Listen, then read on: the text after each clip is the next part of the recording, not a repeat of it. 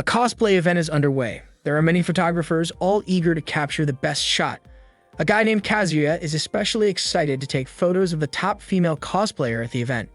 He's already snapped a few pictures but wants to get her to look directly at him. So he calls out to her and asks her to pose. The cosplayer complies and strikes a pose for him. Just as Kazuya is in the middle of taking photos, someone starts poking him. Feeling annoyed, he turns around only to see several beautiful girls dressed in bunny girl costumes. One of them even looks really upset with Kazuya. That's when Kazuya suddenly wakes up. Turns out it was all just a dream. He glances over at the camera on the bedside table. At the end of that summer break, he feels like he's discovered something that changed him. The next morning, Kazuya walks down the stairs. His younger sister, Kanon, and their parents are already in the living room getting ready for their day. After everyone is ready, Kanon runs out the door heading to school. It's a bright morning and Kazuya also walks to school along with other students. A girl approaches Kazuya and greets him. Her name is Haruka. She asks how Kazuya's summer break went. He replies that he didn't do much. Haruka then shares that she saw Kanon every day at club practice, but she never saw Kazuya there. Haruka notices that Kazuya is carrying a camera. Kazuya explains that his dad recently bought a new camera, so he gave Kazuya the old one. Haruka points out that the camera Kazuya has looks like the kind professionals use. As they're talking, a girl on a bike rides up behind them and greets them both. Kazuya and Haruka return the greeting. As she rides past, a girl comments that they look really close, walking to school together. She says she's always wanted to experience a school life like that. Waving, she tells them she'll see them at school. Haruka is confused, not knowing who the girl is. Kazuya also admits that he has no idea. Haruka then asks Kazuya to take her picture sometime. Kazuya hesitates for a moment but eventually agrees. Haruka is thrilled and runs off, catching up with her friend Tomo. The two exchange greetings and ask each other how they've been. But suddenly, another girl runs up and hugs Haruka from behind, startling Tomo. Haruka is known for her cheerful personality and good grades. She's also a top member of the tennis club and is popular among her classmates. Haruka and Kazuya used to run together at the park when they were kids, but over time she seemed to grow more distant from him. Kazuya recalls Haruka's request to be photographed earlier and wonders if this connection with the camera will change things. He smiles to himself. A flashback shows what happened the day before. Kazuya was playing darts in his room when Kanon came in, asking to borrow a pencil case. Kazuya let her take one from his desk. As she was looking, Kanon spotted the camera and recognized it as their dad's. Kazuya explained that the camera was his now. Kanon was jealous, complaining that Kazuya always got the expensive stuff. Kazuya told her she should be upset with her dad, not him. Annoyed, Kanon declared that she would make their dad buy her new clothes. She then asked if Kazuya had taken any photos yet. Kazuya admitted he hadn't. Kanon found it strange, thinking it was a waste for their dad to give him such a nice camera. Kanon then took the camera and pretended to snap a photo of her older brother, saying that she wanted to be photographed. Kazuya agreed and Kanon felt really happy, striking a pose right away. The next morning was bright and clear. Many students were walking to school, including Kazuya, who attended Kuba High School. It was a private school that could be found almost anywhere. But what set it apart was the freedom given to its students to express their passions through club activities like tennis, basketball, swimming, and more. The woman who had been cycling earlier and greeted Kazuya appeared surprised and quickly apologized. It turned out she was a new teacher at the school and had accidentally entered the wrong classroom on her first day. Kazuya, who was in that class, just smiled. Now he knew that the woman who greeted him earlier that morning was the new teacher. It had been 40 days since Kazuya last attended school. He felt like nothing had changed at all. Time continued to pass as it always had. Same class, same uniform, and the same school. Kazuya picked up his camera, then ran through the hallway, almost bumping into a girl. In Kazuya's mind, the only thing that might be different now was that he saw everyone as a photo subject. Kazuya ran past the sports field and spotted a girl practicing rhythmic gymnastics. He quickly took the opportunity to snap a few photos. He managed to capture several shots before the girl noticed him. They made eye contact and both exchanged greetings. Kazuya explained that he was out and about looking for photo subjects, and then he saw her dancing. They started chatting outside. The girl was surprised when she found out Kazuya was Kanon's older brother. Kazuya also realized that the girl was Kanon's friend. She introduced herself as Sakuramai from Class 1. The two of them shared some laughs, enjoying each other's company. Meanwhile, a boy was watching them, hiding behind a board. It seemed like neither Kazuya nor Mei noticed him. The scene shifted back to the classroom, where everyone was focused on the lesson being taught by their teacher. Kazuya, however, seemed drowsy as he followed along. During the break, Kazuya used his camera to snap a few pictures of various subjects. He felt much braver when holding the camera, like it helped him break out of his monotonous life. While taking a few shots, Kazuya happened to spot a woman on the rooftop holding a camera, photographing something as well. Suddenly, Kazuya heard a girl call him Dart Soon. He recognized the voice. It was Minoka. She was frustrated because she had called Dart Soon several times, but Kazuya had responded. Kazuya then told her he'd prefer it if she stopped calling him Dart Soon. Nanoka replied that the nickname suited him since he played darts so often. The name just fit. Nanoka then asked what Kazuya was holding and if he had picked up a new hobby. Kazuya explained that it was a camera his dad gave him. Nanoka asked if Kazuya had taken a lot of pictures with it, and he said yes. Then Nanoka told Kazuya that it seemed like he had forgotten to photograph something important. Naturally, Kazuya was confused and asked what she meant. Nanoka teased him, saying, a healthy, kind, beautiful girl, shining in the prime of her youth, playing softball. Kazuya looked around, trying to find the person Nanoka was talking about. Seeing his reaction, Nanoka told him there was no need to be shy. He was allowed to take as many photos of her as he wanted. Kazuya finally understood Nanoka wanted to be photographed.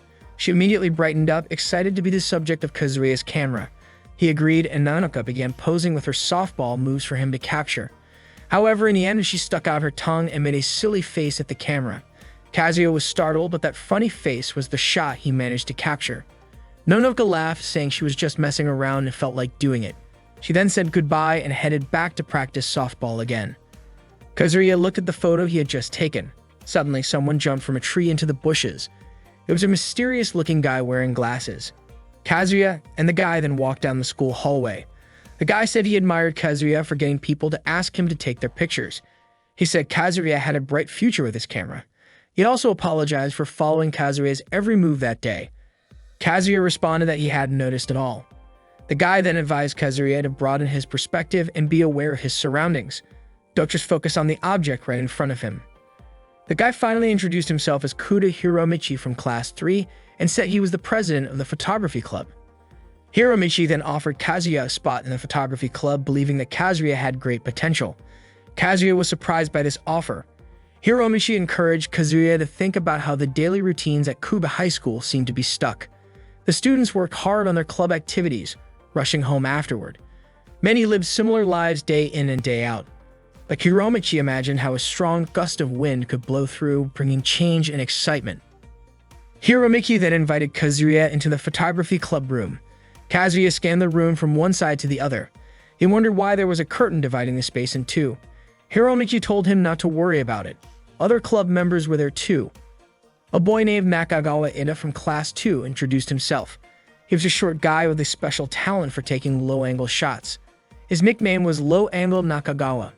Then another boy introduced himself as Azuma Takahashi from Class 2. Due to his height, he was skilled at taking photos from high angles. His nickname was Boo Blimps Azuma.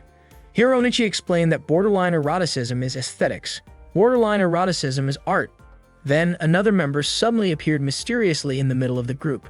It was a girl named Achita from Class 1, and her nickname was Stealthy Cheetah. Kazuya introduced himself, and Hiromichi explained that Uchita's specialty was stealth photography. It's about blending into the background and photographing an unsuspecting subject. Kazuya commented that it sounded a lot like sneak photography, but Hiromichi and the others quickly rejected that term.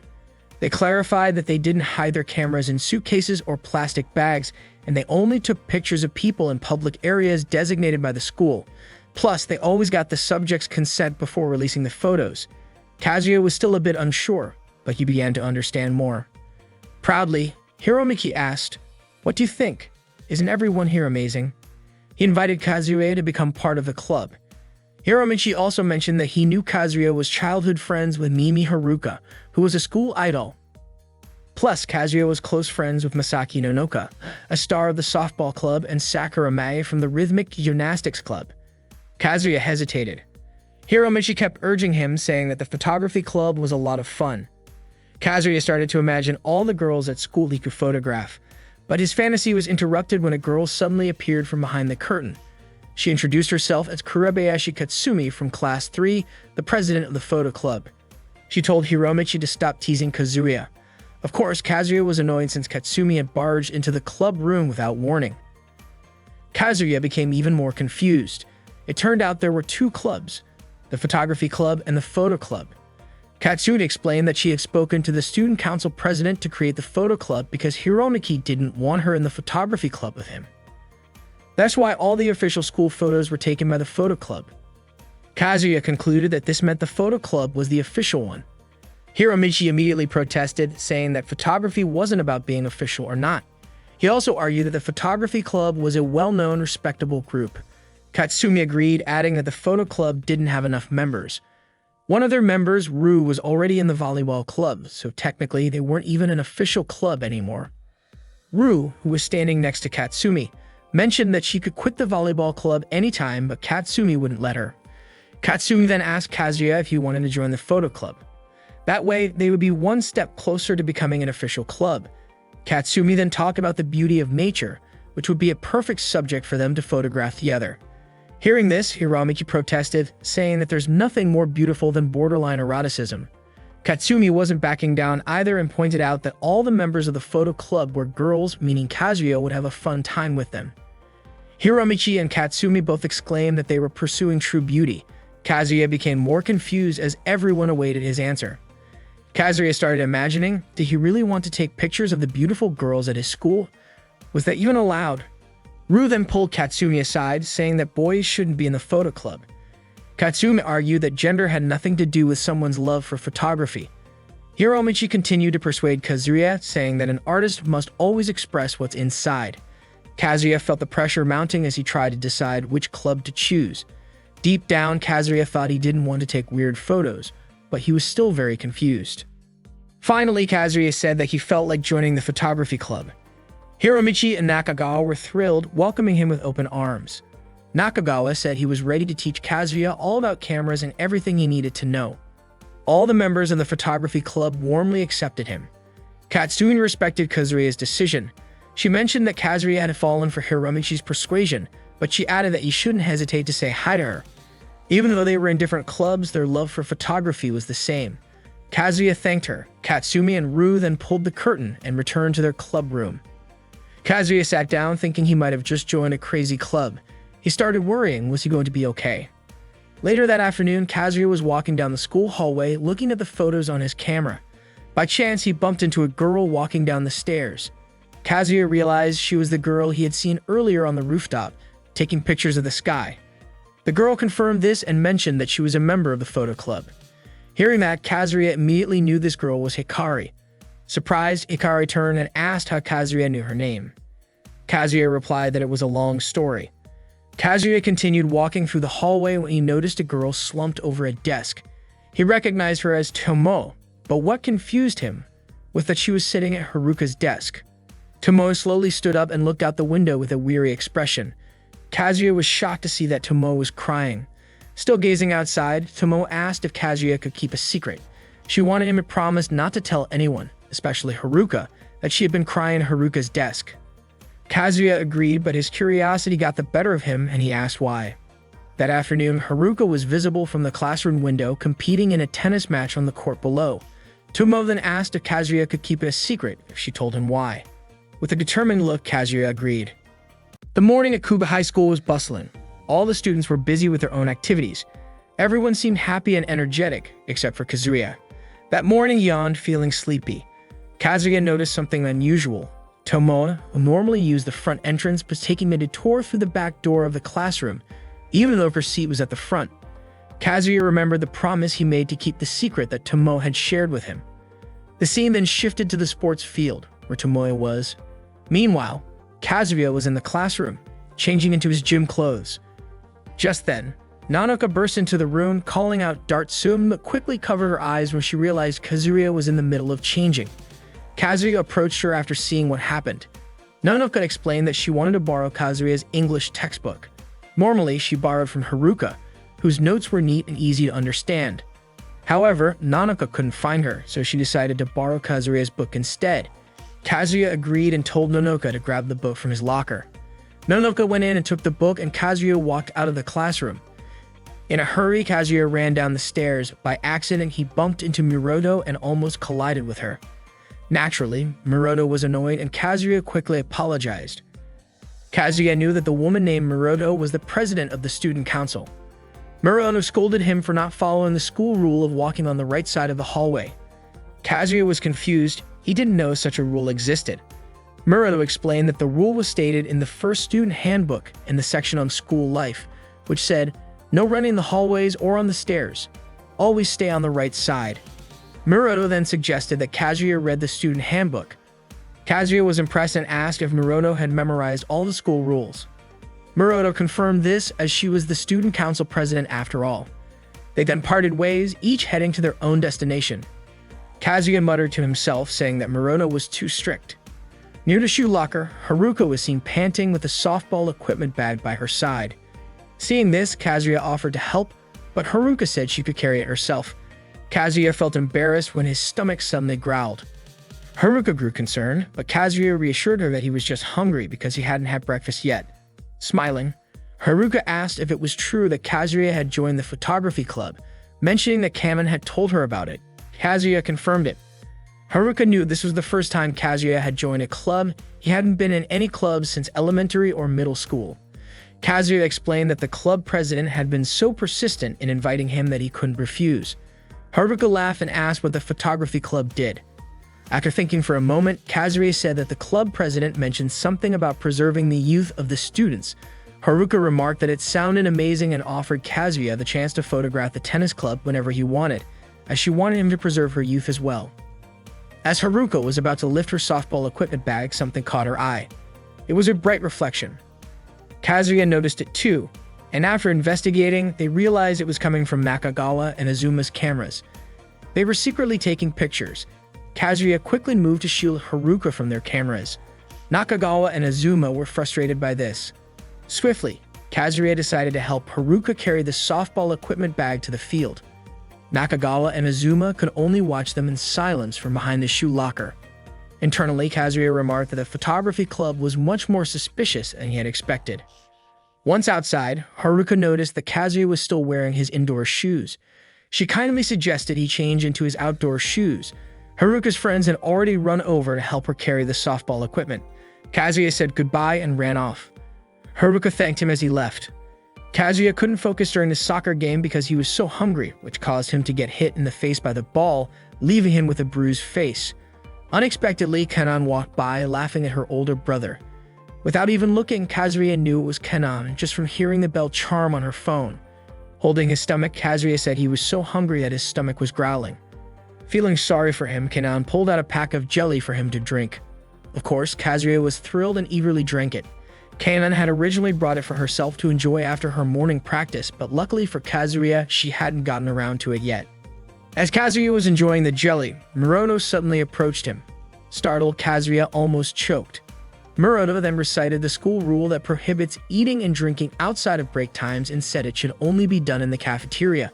She told Kazuya to finish the jelly in the cafeteria and then walked off. Kenan was impressed by how strict Miroto was when it came to enforcing school rules. Kazuya glanced at the bell charm Kenan had, admiring the fact that she still carried it around. Kenan explained that of course she kept it because it was a gift from her older brother when she was very little. It was incredibly valuable to her. After school, Kazuya took pictures of Mai as she practiced rhythmic gymnastics. Mai noticed him and asked him to talk outside. She informed Kazuya that members of the photography club were banned from the gym during the rhythmic gymnastics practice. Surprised, Kazuya asked why. Mai explained that some of the photography club members kept taking pictures of them from embarrassing angles. Kazuya immediately thought of Nakagawa and Azuma doing that. He assured Mai that he wasn't involved in any of that. Mai was relieved, saying she trusted that Kazuya wouldn't take photos like that. Kazuya felt a bit frustrated since he had just started learning photography, but now he had to deal with these restrictions. Mai said she would speak to the club president and request special permission for Kazuya to enter. Kazuya was both shocked and happy to hear this. Mai hurried off to talk to the club president right away. As soon as Mai went back into the room, Nakagawa suddenly appeared from behind a board saying Kazuya did a great job. Nakagawa had been hiding there the whole time. He mentioned that so far, Mai and Kano were the two most popular girls. Nakagawa congratulated Kazuya for getting special permission to bypass the ban. Kazuya asked who Mae Kano was, figuring that Mae referred to Sakura Mai, but who was Kano? Nakagawa answered that it was, of course, Meta Kanon. Hearing this, Kazuya was so shocked he nearly choked. Nakagawa was confused by Kazuya's reaction, so Kazuya explained that Kanon was his younger sister. Naturally, Nakagawa was stunned. He then jokingly imagined what it would be like to marry Kanon, realizing that in such a case, he would have to call Kazuya Onisama Big Brother. Kazuya was horrified and immediately protested. Kazuya felt like a lot had changed since he started photography. It wasn't just because of the camera, but more because he had become more proactive in approaching people to take pictures of them. It felt like a completely different world. At dusk, Kazuya was walking and happened to see Hikari taking pictures of the shoe lockers. Kazuya greeted her. Hikari kept snapping photos toward the light source behind the door. Kazuya then asked for the photos she just took used the backlight technique. Hikari confirmed it. Kazuya mentioned that he couldn't get good shots using that technique. Everything he took turned out too dark. He asked if there was a trick to it. Hikari explained that there wasn't anything wrong with dark photos as long as the atmosphere was captured. She also suggested that Kazuya try using exposure compensation. Hearing this, Kazuya gained a better understanding. Kazuya said goodbye as he received a message on his phone from Hiromichi. The message said that after school tomorrow, all photography club members were encouraged to gather in the club room for an emergency meeting. Kazuya had a bad feeling about it. The next morning arrived and Kazuya couldn't sleep all night because he was worried about the meeting. He was anxious about what they might say to him. While walking to class, Kazuya accidentally ran into Haruka, who was still wearing her swimsuit and holding a towel. She explained that she had forgotten her headband and came back to get it.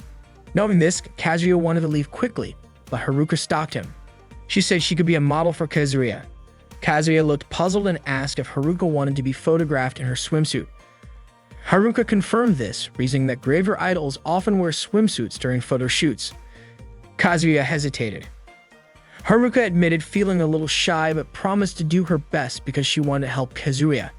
Kazuya then asked why Haruka was going to such lengths for him. Haruka said that she wanted to spend more time with Kazuya like they used to. She wanted him to notice her. The photo session took place at a pool. Haruka posed in various ways for the photos. Kazuya, while taking the pictures, was amazed by how good they turned out. Haruka seemed nervous and shy, but she pushed through. Eventually, Kazuya felt they had taken enough photos. Haruka asked Kazuya not to show the pictures to anyone, as she had done it all just for him. Kazuya agreed. Haruka said goodbye and ran off, leaving Kazuya behind as he continued to look at the photos. Outside, Yoshida smiled as if she knew everything that had just happened. The scene then shifted to the classroom, where Haruka stood reading a literary piece aloud. Kazuya watched her and smiled, remembering the previous day when Tomo shared a secret with him. Tomo had confessed that she wanted to be like Haruka, beautiful, kind, skilled at tennis, smart, and admired by many. Tomo believed that if she sat in Haruka's seat and saw the world from her perspective, she would change. However, it didn't work at all. Tomo grew so jealous that she suddenly began to cry. Haruka had always been kind to her, which made Tomo feel cruel. Hearing this, Kazuya lowered his head in silence, understanding how Tomo felt. Suddenly, the teacher hit Kazuya's head with a book, snapping him out of his daydream. After school, as planned, the photography club held a meeting. Hiromichi led the meeting and all club members were present: Nakagawa, Azuma, Uchida, and Kazuya. The topic of discussion was the Miss Photogenic contest. Everyone seemed excited, except for Kazuya, who looked confused. Before the meeting officially started, Hiromichi instructed Uchida to check if anyone was in the photo club room. Uchida checked, and luckily, no one was there. Nakagawa then explained that Miss Photogenic was a tradition in the photography club, where they would decide who looked the most beautiful in photos and showcase their findings at the annual school festival. Hearing this, Kazuya felt sorry for them. Hiromichi then announced that this year's Miss Photogenic was Haruka.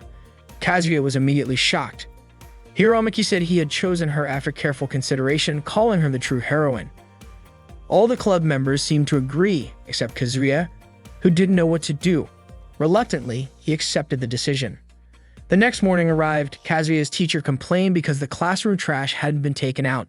Since it was Kazuya's turn to do it the day before, he took the trash out. After he finished putting it in its place, Kazuya thought this was an unusual opportunity to be allowed outside while class was still going on. so he decided to have a little fun before heading back to class. As Kazuya walked along the school wall, he noticed someone climbing it. Quickly, he grabbed his camera to snap some pictures. The climber turned out to be Miroto, the student council president. She panicked and told Kazuya to stop taking pictures. Then, out of nowhere, Miroto lost her balance and fell, accidentally landing on Kazuya. Both of them were startled. Luckily, neither of them was seriously hurt. While dusting off her legs, Miroto glared at Kazuya, telling him he better not have taken any pictures of her skirt. Kazuya assured her that he would never do such a thing. Kazuya then asked why Miroto was climbing the wall to get into the school.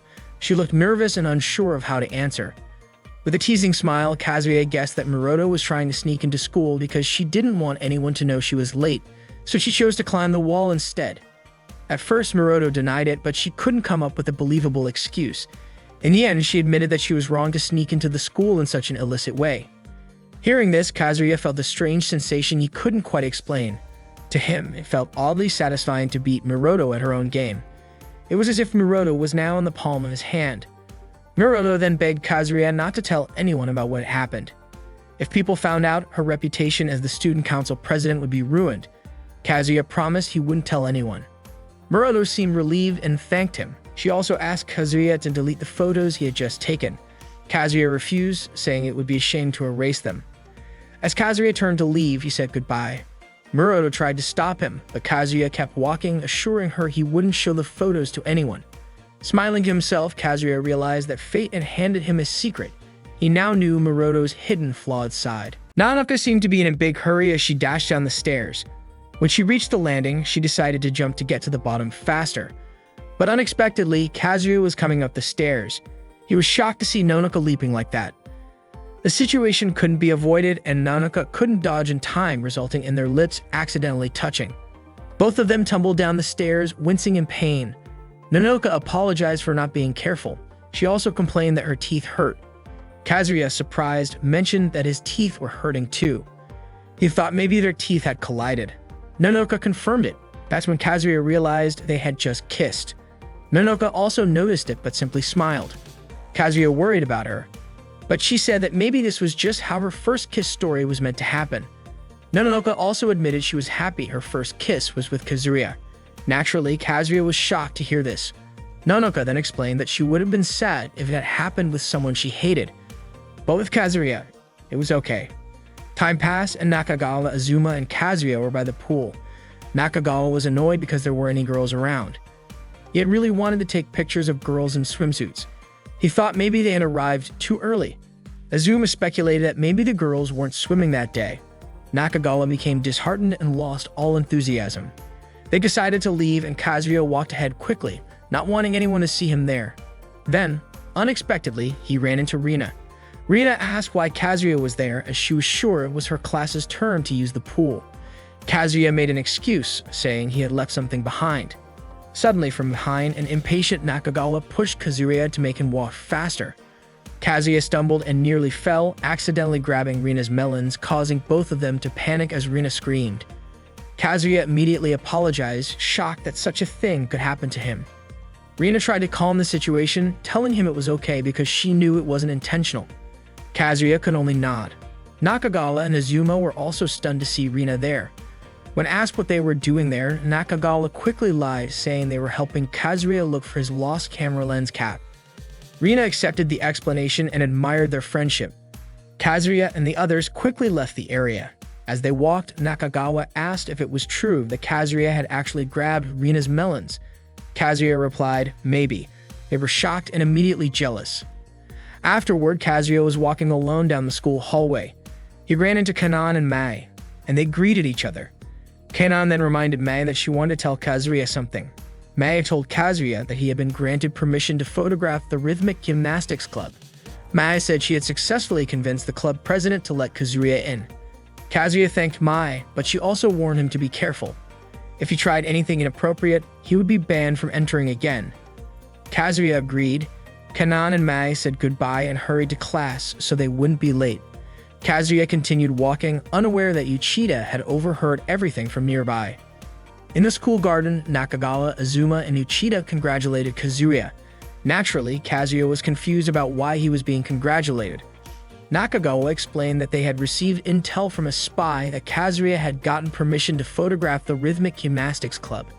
Kazuya was shocked, wondering how they could know about that. Nakagawa then pulled out 2 magazines as a reference for Kazuya. When Kazuya saw the covers, he thought they were adult magazines. Nakagawa denied it, saying they were just cosplay magazines. The models were intentionally photographed that way. Nakagawa went on, suggesting that Kazuya should learn what makes a good photo by reading those magazines. That was the least Nakagawa and the others could do for him. They were eagerly awaiting Kazuya's sexy shots of Mai. Hesitantly, Kazuya held the 2 magazines, but Nakagawa, Azuma, and Uchida were already walking away. Reluctantly, Kazuya accepted them. Later that night, Kazuya was in his room flipping through the magazines. He wanted to have some photos he could be proud of for their photography exhibition. Determined, Kazuya made up his mind to take more pictures to achieve that goal. The next day, Miroto was practicing diving at the school pool. She didn't realize Kazuya was nearby.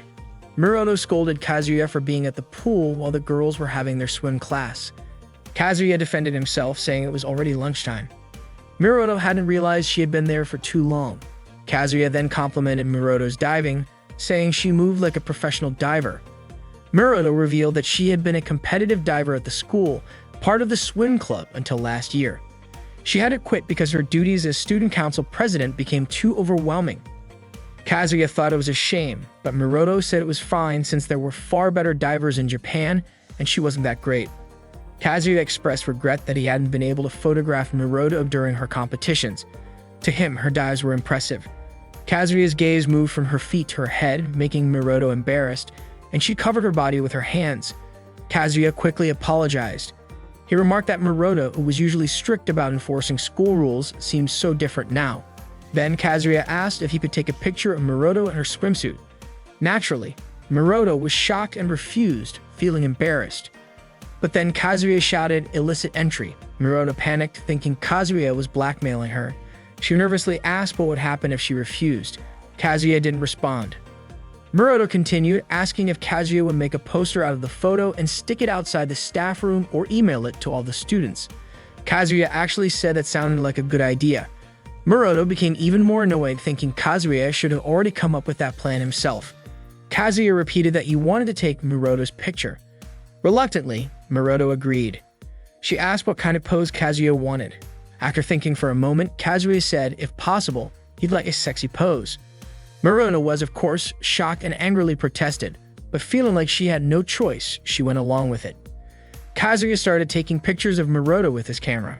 Miroto posed the best she could, though she was clearly feeling embarrassed. As she posed, Miroto told Kazuya to hurry up and take the photos. She didn't want to stay in those poses for too long. Pose after pose, Miroto continued while Kazuya commented that maybe things would be better if Miroto weren't so strict. Miroto retorted that cameras don't capture words, all while still urging Kazuya to finish quickly. Kazuya managed to take plenty of shots of Miroto in various poses. At one point, they locked eyes for a moment before suddenly, Hiromichi showed up, clapping his hands in admiration for Kazuya. Hiromichi also remarked that he never expected Miroto to have such a daring side, considering her usually strict and disciplined personality. Miroto tried to excuse herself, saying there was a reason for everything before running off and telling Kazuya not to show those photos to anyone. Kazuya agreed. Hiromichi again expressed his admiration for Kazuya, surprised that Kazuya could get Miroto to follow his directions. Kazuya just said that it was a long story. Hiromichi could tell Kazuya was hiding something and mentioned that maybe Kazuya's enthusiasm had reminded Miroto how she used to be. Hiromichi shared that Miroto was burdened by all her parents' expectations. Kazuya remained silent, listening to Hiromichi's story. The scene then shifted to inside the school, where Kazuya was walking with Haruka. Haruka was impressed, noticing that Kazuya was reading a photography book. She thought that Kazuya was really serious about photography now. Kazuya said that photography had become something he really enjoyed. Haruka's friend called for her, so she rushed off but told Kazuya to let her know if he ever wanted her to model for him again. Kazuya agreed and thanked her. At the end of the school hallway, Nakagawa and Azuma were seen mopping the floor until it was sparkling clean. After finishing, they walked past Kazuya and mentioned that tomorrow they would start Operation Mimi Haruka. This surprised and panicked Kazuya, who immediately started thinking of a way to stop it. That night, Kazuya was in his room, scribbling in his notebook. trying to figure out how to prevent Operation Mimi Haruka. He thought about it late into the night until he finally fell asleep. The next morning, Kazuya walked to school, yawning the whole way. He regretted falling asleep before figuring anything out, but remained determined to stop Operation Mimi Haruka. Near the river, Kazuya spotted Hikari taking pictures of the lake's scenery. When asked, Hikari explained that she was photographing the water's surface and told Kazuya not to mind her. She said this was the perfect time to capture the sparkle of the water's reflection in the morning sunlight. Kazuya continued walking and told Hikari to show him her photos sometime. The scene then shifted to the classroom where Rina was struggling to reach something from the top of a cabinet. She asked anyone nearby for help. Coincidentally, Kazuya was passing by and quickly helped her out. Rina mentioned that she was trying to get a steamer, but there was a box in the way. Kazuya held it steady while Rina climbed onto a stool to grab the steamer. Unavoidably, Kazuya found himself face to face with Rina's melons, making his face turn bright red as he couldn't look away. After she successfully retrieved the item, Rina thanked Kazuya. She then offered him a warm cup of tea. Rina explained that she needed the steamer for the Cooking Research Society, but Kazuya didn't see any other members around. Rina then admitted that she was the only member of the club. Kazuya was surprised and asked if the school allowed forming a club by yourself. Rina replied that it was possible as long as the student council approved it. She added that it was more like a hobby than an official club, and the student council president was very supportive. Rina said it would be amazing if students' recipes could be passed down to future generations. She also mentioned that cooking was just a hobby for her. Kazuya's phone buzzed, but when he looked at the message, he chose to ignore it. Rina then offered him one of the scones she had baked. However, Kazuya's hands were full, so Rina decided to feed it to him herself. Kazuya eagerly ate the scone, complimenting its delicious taste. This made Rina really happy. She proudly told him that everything was made with 100% natural ingredients, making it both tasty and thick. Kazuya agreed, especially with her comment about it being thick. The school bell rang as Kazuya was mopping the classroom floor. He received a message from Hiromichi stating that Operation Mimi Haruka had begun. Kazuya was tasked with bringing the target to the club room immediately. In his mind, Kazuya vowed to protect Haruka even if it cost him his life. He asked Haruka to help him carry the trash, and they walked down the hall, passing the shiny, spotless floors that Nakagawa and Azuma had cleaned the day before. As they passed the photography club room, Kazuya paused for a moment, looking around. Haruka, meanwhile, marveled at how clean the floor was, shiny enough to reflect her image. Kazuya shared her thoughts, thinking that someone could easily slip on it. That's when Kazuya realized something. He told Haruka to go back to class, but as he rushed towards her, he slipped instead. At that exact moment, Nakagawa and Azuma jumped out of hiding with a camera. As Kazuya fell, he desperately tried to block Haruka's lower half to prevent them from photographing her underwear through the floor's reflection. Unfortunately, this only led to Kazuya accidentally seeing Haruka's underwear from below. The scene then shifted to the photography club room, where the members were holding an emergency meeting. Kazuya sat there, looking like someone who was both flustered and amused. Hiromichi wanted to discuss why they kept running into problems whenever they tried to take photos of this year's Miss Photogenic Haruka. A flashback showed Haruka trying to wake Kazuya, who had fainted on the floor. Nakagawa commented that it was all Kazuya's fault for messing things up. However, Hiromichi understood since Kazuya was still new to the club.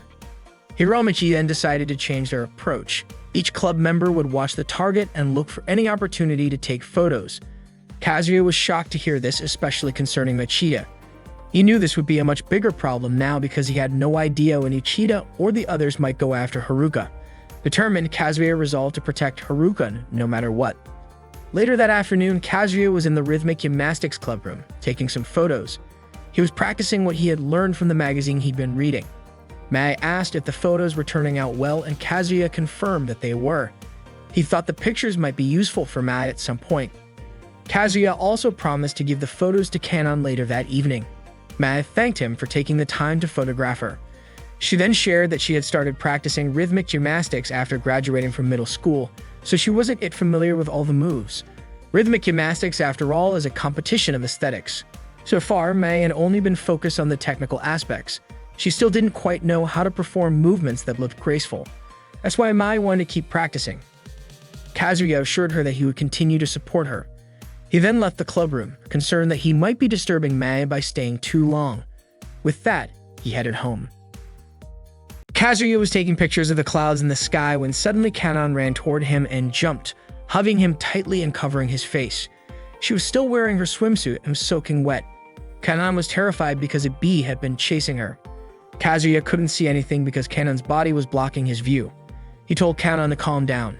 After calming down a bit, Kanon climbed off Kazuya, still crying in fear. With a straight face, Kazuya asked where the bee was. Kanon looked around, but there wasn't a single bee in sight. Kazuya was slightly annoyed with Kanon, so she apologized. Kazuya forgave her and told Kanon to quickly change her clothes so she wouldn't be late for class. Kanon then left. Kazuya's clothes and face were now wet because of her, but he could only accept it, looking up at the sky and enjoying the breeze. Now Kazuya was in class. He stretched, feeling exhausted at the end of the lesson. Kazuya noticed Tomo walking around the back of the classroom even though her seat was in the front. It still puzzled him. Tomo left the classroom and Kazuya got up to follow her. As he walked past the stairs, he lost sight of her. He couldn't see Tomoe anywhere down the corridor. Instead, he saw Miroto chatting with her friends, which made Kazuya panic and leave the area. He went to hide in the outdoor corridor, and that's when he spotted Tomo sitting on the stairs. Kazuya greeted her and asked if she came to this spot often. Tomo confirmed it. When Kazuya asked what book she was reading, Tomo said it was a book of poetry. Kazuya was curious why she wasn't reading it in the classroom. Tomo explained that if she read in the classroom, she'd become the center of attention. According to her, nothing good comes from being conspicuous. Tomo mentioned that she was used to being alone in that spot. Kazuya just nodded in understanding before saying goodbye. As he left, Tomo reminded Kazuya about a promise he had made. Kazuya nodded and promised to keep it. At home, Kanon was happily watching her favorite magical girl show on TV. Meanwhile, in his room, Kazuya was holding a magazine that Nakagawa had lent him. Kazuya felt like he needed to return the suspicious magazine as soon as possible. The next morning at school, Kazuya had the magazine in his bag, but he worried about the possibility of a bag inspection. So he decided to put it in his locker. In the corridor, Kanon and Nanoka were playing around with a broom and a ball of paper, pretending to play softball. Just as Kanon was about to throw the paper, she stopped and looked panicked. Miroto was standing behind Nanoka, watching them. Nanoka was startled when Miroto scolded them for playing in the school corridor, saying it was dangerous for others. While they were being scolded, Kazuya happened to walk by. Nanoka and Kanon quickly ran to him for protection. They were both scared of Miroto's intense expression when she was angry. Kazuya smiled and told them to leave it to him. He walked up to Miroto and asked her not to punish them. However, Miroto insisted that Nanoka and Kanon should still be punished for breaking the rules. Then, while placing his hand on Miroto's shoulder, Kazuya whispered illicit entry.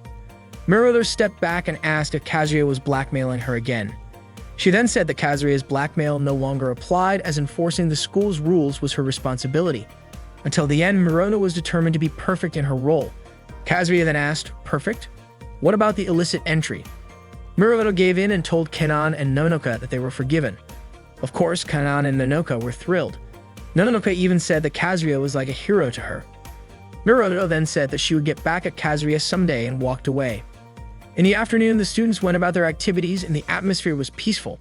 But behind the school, a new teacher named Momoko seemed confused while holding a trash bag in her hand. It looked like she was lost. Kazuya, who happened to be passing by, greeted the teacher and asked what she was doing there. The teacher explained that she was told to take out the trash behind the school, but she had forgotten where the trash area was. Kazuya guessed that the teacher had gotten lost, but she denied it, saying she just didn't know where she was at the moment and had only taken the wrong path. In his mind, Kazuya thought that's exactly what being lost meant. Kazuya then helped the teacher by carrying the trash bag for her. As they walked together, the teacher commented, "Co-ed schools sure are nice." Kazuya asked if she had gone to an all-girls school before. She explained that while her college was co-ed, she had attended all-girls schools from grade school through high school. After a short walk, they finally reached the trash area, and the teacher was very thankful to Kazuya. Kazuya then asked if the teacher knew the way back. She confidently replied that she did. Kazuya had his doubts. The teacher then laughed and admitted she wouldn't mind if Kazuya accompanied her, just to be sure. They both laughed out loud. The scene then shifted to the photography club room. Kazuya was surprised when he was assigned to photograph cosplayers. Hiromuki explained that soon there would be a fan magazine sale near the mall, and they were supposed to capture the beautiful scenes of the cosplayers. Nakagawa added that they could blend in with the crowd by wearing the armbands he had provided. After the meeting, they all left the club room together. Nakagawa whispered to Kazuya, reminding him to return the magazine he had borrowed. Kazuya nodded, saying he'd already planned to return it that day. Later that afternoon, Kazuya was trying to retrieve the magazine from his locker, but it got stuck. He struggled to pull it out when suddenly, Haruka greeted him. Startled, Kazuya quickly closed his locker and turned around. Haruka noticed his suspicious behavior and asked if there was something in his shoe locker.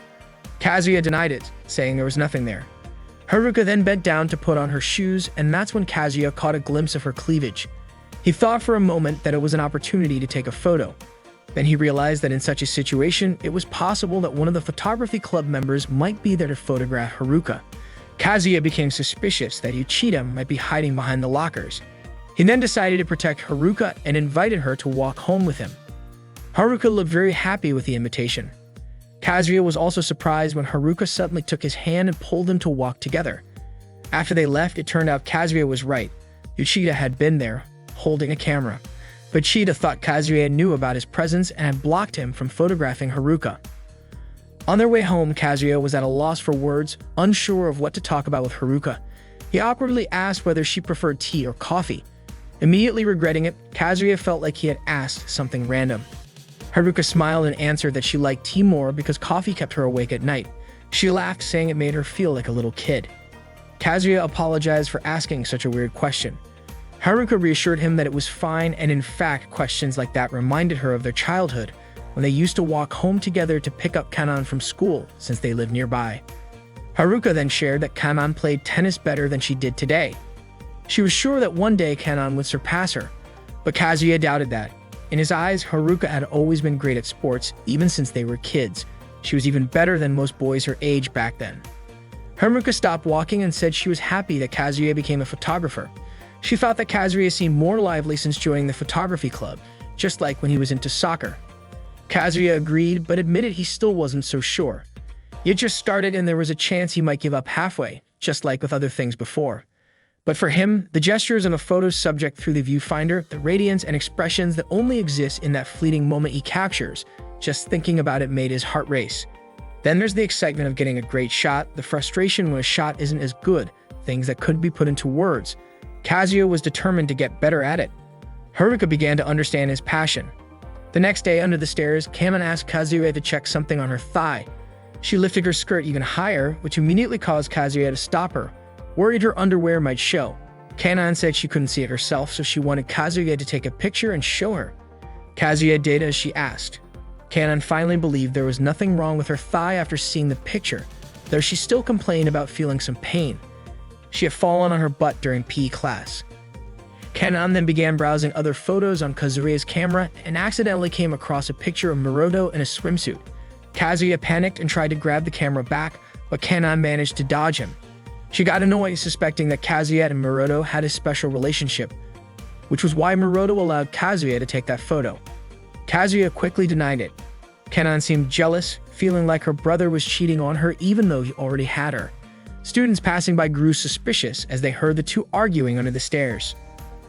In the end, Kazuya got his camera back and was relieved he hadn't lent it to Hiromichi yet.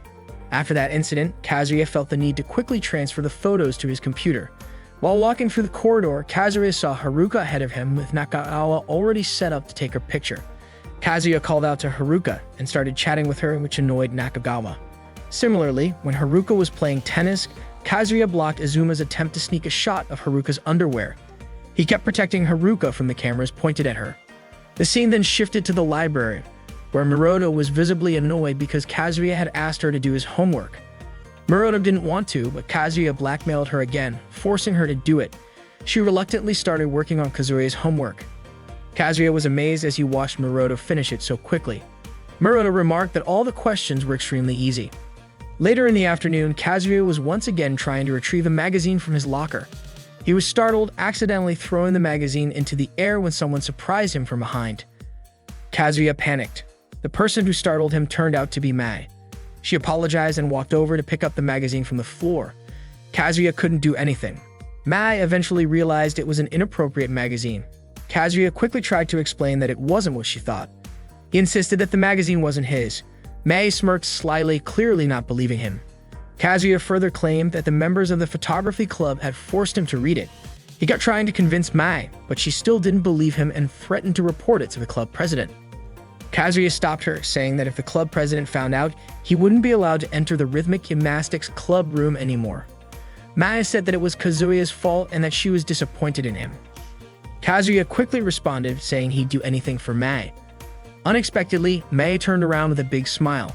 She thought for a moment and then agreed.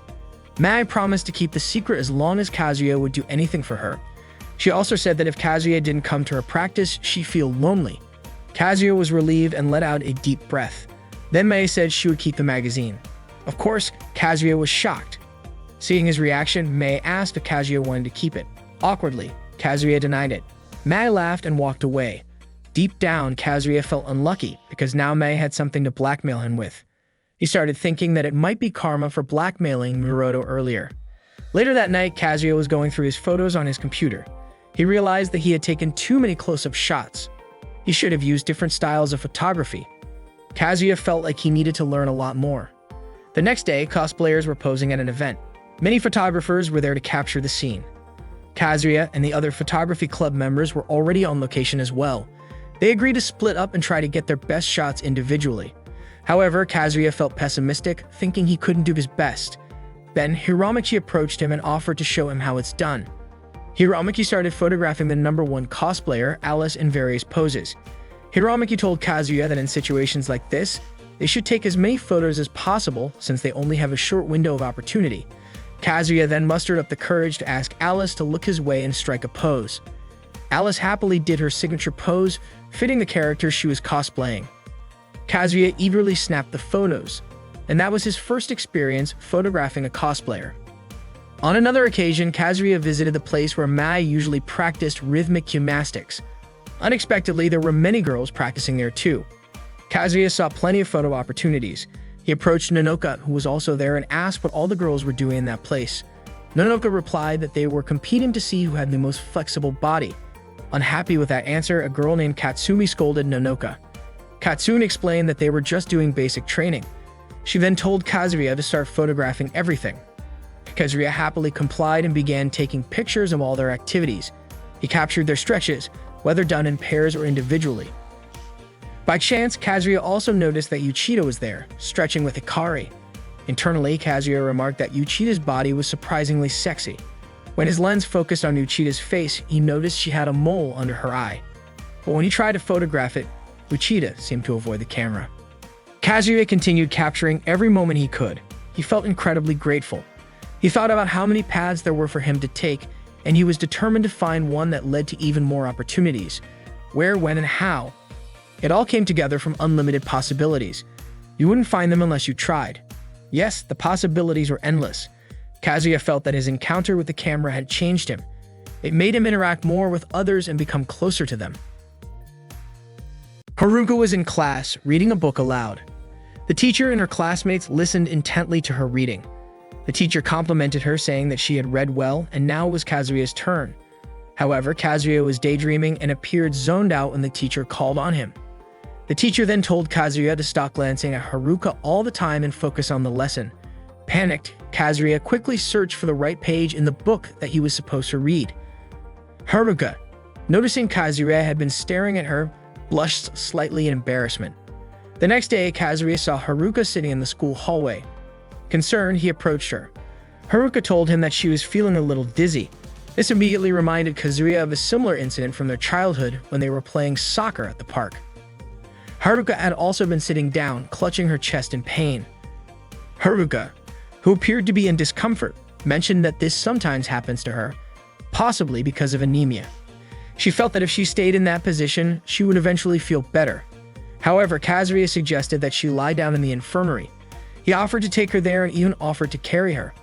He squatted down and invited her to climb onto his back. Haruka smiled, her face flushing as Kazuya began walking while carrying her. They eventually arrived at the infirmary, where Haruka lay down on the bed while Kazuya sat in a chair beside her. Kazuya reminded her that she didn't need to attend practice that day and he would inform Kanon. Although Haruka wanted practice, Kazuya insisted that she rest for now. He even promised to pick her up later when it was time to go home. Hearing this, Haruka agreed and closed her eyes to rest. Kazuya got up from his chair and was about to close the curtains when, from a distance, he noticed Azuma holding a camera.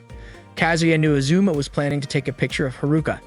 He couldn't believe Azuma wanted to photograph a girl who wasn't feeling well. Using hand signals, Kazuya told Azuma to leave and Azuma walked away. Suddenly, Haruka said she wouldn't mind if Kazuya took a picture of her while she was asleep. Still worried, Kazuya told Haruka that it was better for her to just rest for now and that he wouldn't feel right photographing her while she was sleeping. Haruka nodded and closed her eyes again. Kazuya was reminded of that time when they were playing soccer. When he kicked the ball toward her, Haruka suddenly curled up in pain, clutching her chest.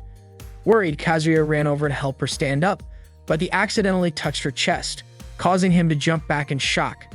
It was at that moment that Kazuya realized Haruka was a girl. Back to the present, it was already night and Haruka and Kazuya were walking down the street together. Haruka thanked him for staying with her all day. She once again offered to let him take her picture if he wanted to, saying she would be happy to do it. The two then parted ways, with Haruka running toward her house and Kazuya walking in the opposite direction. Deep down, Kazuya was happy to see Haruka like that, but he wasn't entirely sure how he felt. The next day, three girls were talking about Kazuya and Haruka's relationship. They often saw the two of them together, but in their opinion, Haruka and Kazuya weren't a good match. One of the girls even wondered how Haruka and Kazuya could have been childhood friends. She thought maybe Kazuya was handsome when he was younger. Another girl chimed in, saying Haruka deserved someone better than Kazuya. Kazuya happened to overhear their conversation, and he was shocked by what they were saying. The girls laughed, thinking it was funny. Kazuya walked away feeling disheartened and unexpectedly. The cheetah was also there and saw the whole thing.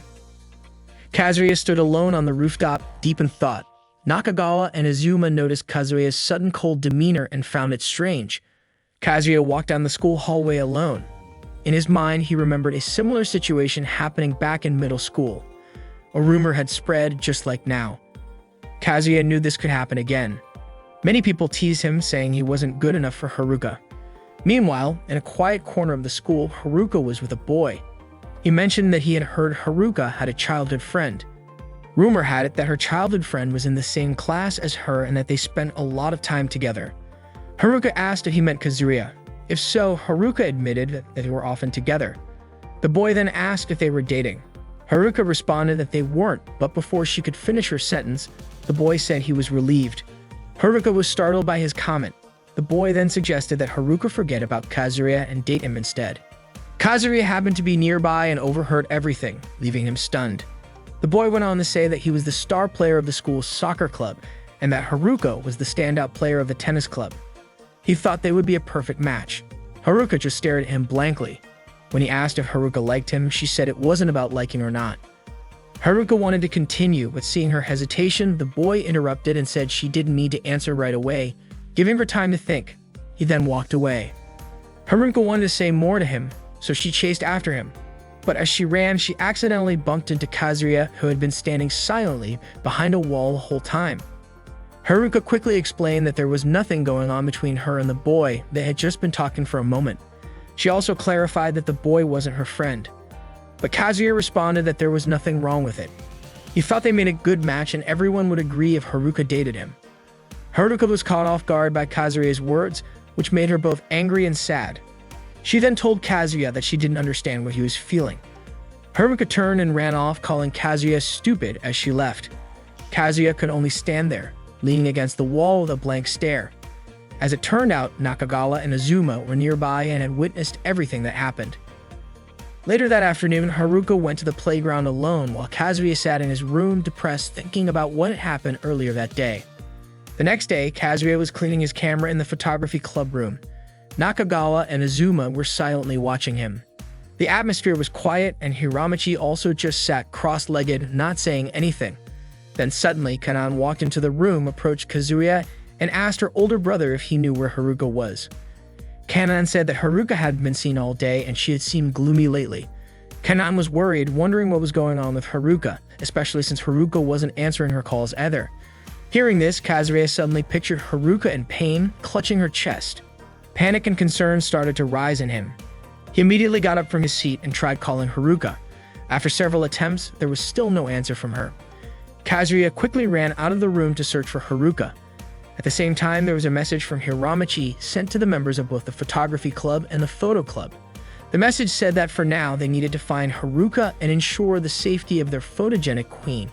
In a hurry, Kazuya ran all over the school, asking other students if they had seen her, but to no avail. Since he couldn't find her on school grounds, he decided to run outside and continue the search there. As Kazuya was running, he remembered a moment from their childhood when he had accidentally elbowed Haruka in the chest while they were playing soccer. Kazuya had been really worried back then, but Haruka reassured him that she was fine. Kazuya then told her that maybe they should stop playing together because they weren't kids anymore. He thought boys and girls should play separately. Haruka cried and said she wanted to keep playing soccer. Kazuya suggested she join the girls' soccer team, confident that she would become a great player. But that wasn't what Haruka wanted to hear, and feeling frustrated, she pushed Kazuya and ran off. At the same time, other members of the photography and photo clubs were also trying to find Haruka. Another flashback occurred. Haruka, as a little girl, was sulking and hiding in a dollhouse-shaped playhouse at the park. Kazuya had tried to coax her to come out because it was getting late, but Haruka refused. She said that if she couldn't be with Kazuya, she would feel lonely.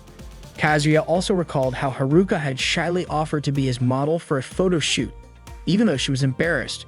It was already nighttime, but Kazuya still couldn't find Haruka. He ran through the streets, searching desperately. He felt like an idiot for not understanding anything, what Haruka was feeling or even what he himself was feeling. But deep down, Kazuya promised himself that he wouldn't hide anymore. In the end, Kazuya went to the playground where he and Haruka used to play together, hoping to find her there. But she wasn't there either. That night, it started to rain. Kazuya, now half defeated, wandered the streets, drenched since he didn't have an umbrella. When he reached Haruka's house, he noticed that her bedroom light had just been turned on. Then, out of the corner of his eye, he saw Haruka pass by her slightly open window. Seeing this, Kazuya smiled, relieved that Haruka was okay. Haruka walked up to her window and closed the curtain, turning her face away. She sat down for a moment after closing it. Then she peeked through the window again, but didn't see anyone outside. The next day at school, class went on as usual. The teacher was reading a book in front of the class and the students were listening. Kazuya, sitting in the back, kept glancing at Haruka, who was seated at the front. After class, Kazuya and the other members of the photography club gathered in the club room for a meeting, just like the members in the photo club who were gathered in their room. In the shoe locker room, Haruka was putting on her shoes alone. Katsumi came over and greeted her, asking if she had a moment to talk. Haruka nodded in agreement. The two of them then sat together in a corner behind the school. Katsumi asked why Haruka hadn't been practicing tennis for the past few days. Haruka could only apologize. Katsumi then said that Haruka wasn't the only one. Haruka looked confused. Katsumi continued, explaining that Haruka wasn't the only one who struggles to express her feelings, so she should try to understand. Haruka still didn't get it. Katsumi went on, saying that Haruka might not realize this, but there are people out there working their hardest for her. Someone out there is willing to go the extra mile for her. Someone out there is doing his best to stop others from taking inappropriate photos of her. As she walked out of school, Nanoka was waiting at the gate for Haruka. When Haruka showed up, Nanoka greeted her right away. She thanked Haruka while handing her a bag. Nanoka also asked why Haruka hadn't been coming to tennis practice anymore, which was worrying everyone. Haruka stayed silent. Nanoka then said that, judging by Haruka's expression, she was sure it was because of Kazuya. Haruka couldn't respond. Nanoka continued, telling her that she should trust Kazuya. Nanoka believed that Haruka knew Kazuya better than anyone. When Haruka got home, she took a shower and saw a few messages on her phone afterward. The first one was from Kenan, telling her that Kazuya hadn't come home yet. Kenan asked Haruka to let her know if her older brother called. Kenan also apologized if Kazuya had caused Haruka any trouble and asked her to give him some time. Katsumi had sent Haruka a message as well, apologizing if she had been a bit harsh earlier. But Katsumi insisted that Haruka should trust both Kazuya and her own feelings. Mai had also messaged Haruka, saying that she missed practicing tennis with her. Haruka smiled as she read these messages. She lay down on her bed, thinking about everything. While she was resting, another message came in. This time, it was from Kazuya. He said he would wait for her at their old spot. In the message, Kazuya also asked her to give him a second chance. That very night, Kazuya was at the playground where he and Haruka used to play together. That night, Haruka fulfilled Kazuya's request to meet at the playground, where they had created many memories together. The two reminisced about playing ball until the evening, and Haruka even mentioned how she once wished she had been born a boy. Kazuya also reminded Haruka of the time he accidentally elbowed her in the chest, admitting his foolishness. To make things worse, just yesterday he had absent-mindedly told Haruka to go out with another guy. Realizing all of his mistakes, Kazuya sincerely apologized to Haruka.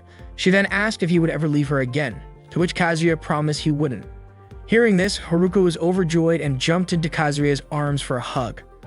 The night passed and their relationship returned to normal, just like before.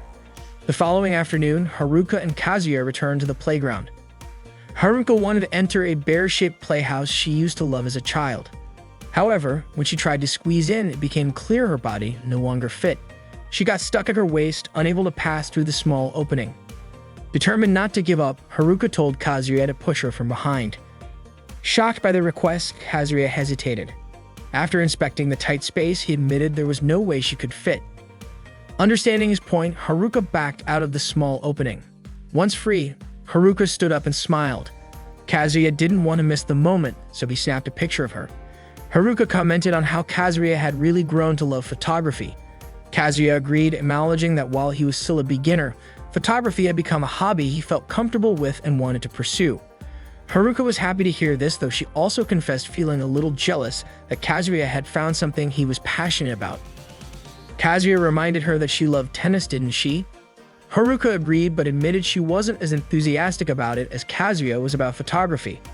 Kazuya then offered to show Haruka the photos he had taken. He was considering displaying his best shots at the upcoming school festival. Haruka happily agreed to check them out, which made Kazuya feel flattered and thankful. He then took a few more photos of Haruka, and she happily posed for him. Kazuya felt lucky to capture Haruka in such a natural state, as if he had truly captured her essence. To him, this was the heart of photography. The next day, Kanan burst into Kazuya's room, rushing him to get dressed. She reminded her older brother that he had a date with Haruka today. Kazuya dismissed it, insisting it wasn't a date and that he still had plenty of time. Kanan scolded him, saying that being late for a date was practically a crime. She also told him about a fortune she heard today, which said, "You'll be luckier if you give yourself enough time." Kanan urged Kazuya to hurry, adding that the fortune also warned about troublesome friends. Time passed and Haruka was already waiting at the agreed spot. Kazuya arrived slightly late, but Haruka forgave him, admitting she had arrived too early anyway. She confessed her heart was racing in anticipation of the day. Seeing how beautiful Haruka looked in her casual outfit, Kazuya asked if he could take a picture of her, and she agreed. Soon after, Nakagawa and Azuma were out for a stroll, enjoying the bright, sunny weather. They were thrilled because it was the perfect day for both high-angle and low-angle photography. When they spotted Kazuya photographing Haruka, they couldn't help but feel envious. Nakagawa asked if he could take some photos of Haruka as well. Excited, they both ran toward Kazuya and Haruka. Kazuya quickly moved to protect Haruka, thinking this might be the troublesome friends the fortune had warned him about. As they ran closer, Uchida suddenly appeared in front of them, merely smiling. Nakagawa and Azuma pleaded to be allowed to photograph Haruka, but when they opened their eyes, they realized Kazuya, Haruka, and Uchida had already disappeared. The scene then shifts to a beautiful beach. Haruka looks very cheerful, standing on the beach in her pink swimsuit. Covering her chest with her hands, Haruka says not to keep staring at her because she feels embarrassed. Kazuya, who is already ready with his camera in hand, apologizes. He also feels really happy to be at the beach with Haruka. Haruka agrees and says that she is also glad to be here with Kazuya. The two of them then run off to enjoy the ocean together, jumping around in excitement, splashing water at each other, and of course, Kazuya keeps taking pictures of Haruka in her swimsuit. Haruka strikes several cute poses, and Kazuya manages to capture them perfectly. Naturally, Kazuya is thrilled to get so many great shots of Haruka on the beach. After taking photos, Haruka starts juggling a ball. She then offers Kazuya to play ball with her. Kazuya is a bit startled by the ball. Haruka then challenges Kazuya, saying that whoever loses has to buy ice cream. Haruka dribbles the ball toward Kazuya. Kazuya is ready to block her and stop the ball. However, he loses focus, his eyes drawn toward Haruka's chest. Kazuya is reminded of a traumatic memory from when he accidentally hurt Haruka with his elbow. Haruka easily gets past Kazuya without any resistance. Of course, Haruka is happy to have defeated Kazuya and immediately demands ice cream. But Kazuya just stands there frozen. He then says he can't play ball anymore. Haruka feels sad and confused, asking why. Kazuya simply responds, "You should know." Annoyed, Haruka grabs Kazuya's hand and drags him to a quieter spot. Haruka then asks if Kazuya is still worried about what happened when they were kids. Kazuya shakes his head, saying he just couldn't move. According to him, they're not kids anymore and can't touch Haruka so casually. Hearing that, Haruka leans against Kazuya, which naturally shocks him. Haruka then says that she can touch him like this, so why does Kazuya think she's too precious? Kazuya lifts his head, unsure of what to say. Haruka then turns around and tells Kazuya to touch her chest. Haruka says she won't get mad. In fact, she wants him to touch her. Haruka wants to prove that she hasn't changed at all, that she's still the same as when they were kids. Of course, Kazuya is confused and asks if it's really okay. Haruka reassures him again. Kazuya nods, gathers his courage, and slowly moves his hand toward Haruka's chest. He touches it. Kazuya steps back when Haruka makes a sound, afraid he was too rough, but Haruka dismisses it and says she's fine. Autumn arrives and the atmosphere is peaceful. The falling leaves add harmony to the scene.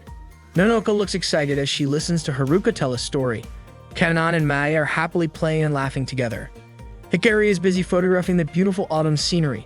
Meanwhile, Kazuya and Haruka are alone on the rooftop, enjoying a meal prepared by Haruka. That night, Haruka calls Kazuya. Haruka says she can't sleep because she keeps thinking about Kazuya. When she closes her eyes, all she can see is Kazuya's face, and she constantly hears his voice in her ears. So Haruka thought that if she could hear Kazuya's voice, maybe she'd be able to sleep. Kazuya understands and tells Haruka she can call him whenever she wants. Haruka is touched and thanks him. Then the school festival day arrives. The students head to school as usual, and so does Kazuya. He feels that photography has truly changed his life. He's become more active than he ever expected. And today, all of his emotions will be poured into this moment. Every photo exhibited at the school festival was taken with all of his skill and dedication. In a room, all the members of the photography club had gathered, along with Haruka, who was also there. Hiromichi then announced the winner of this year's Miss Photogenic contest.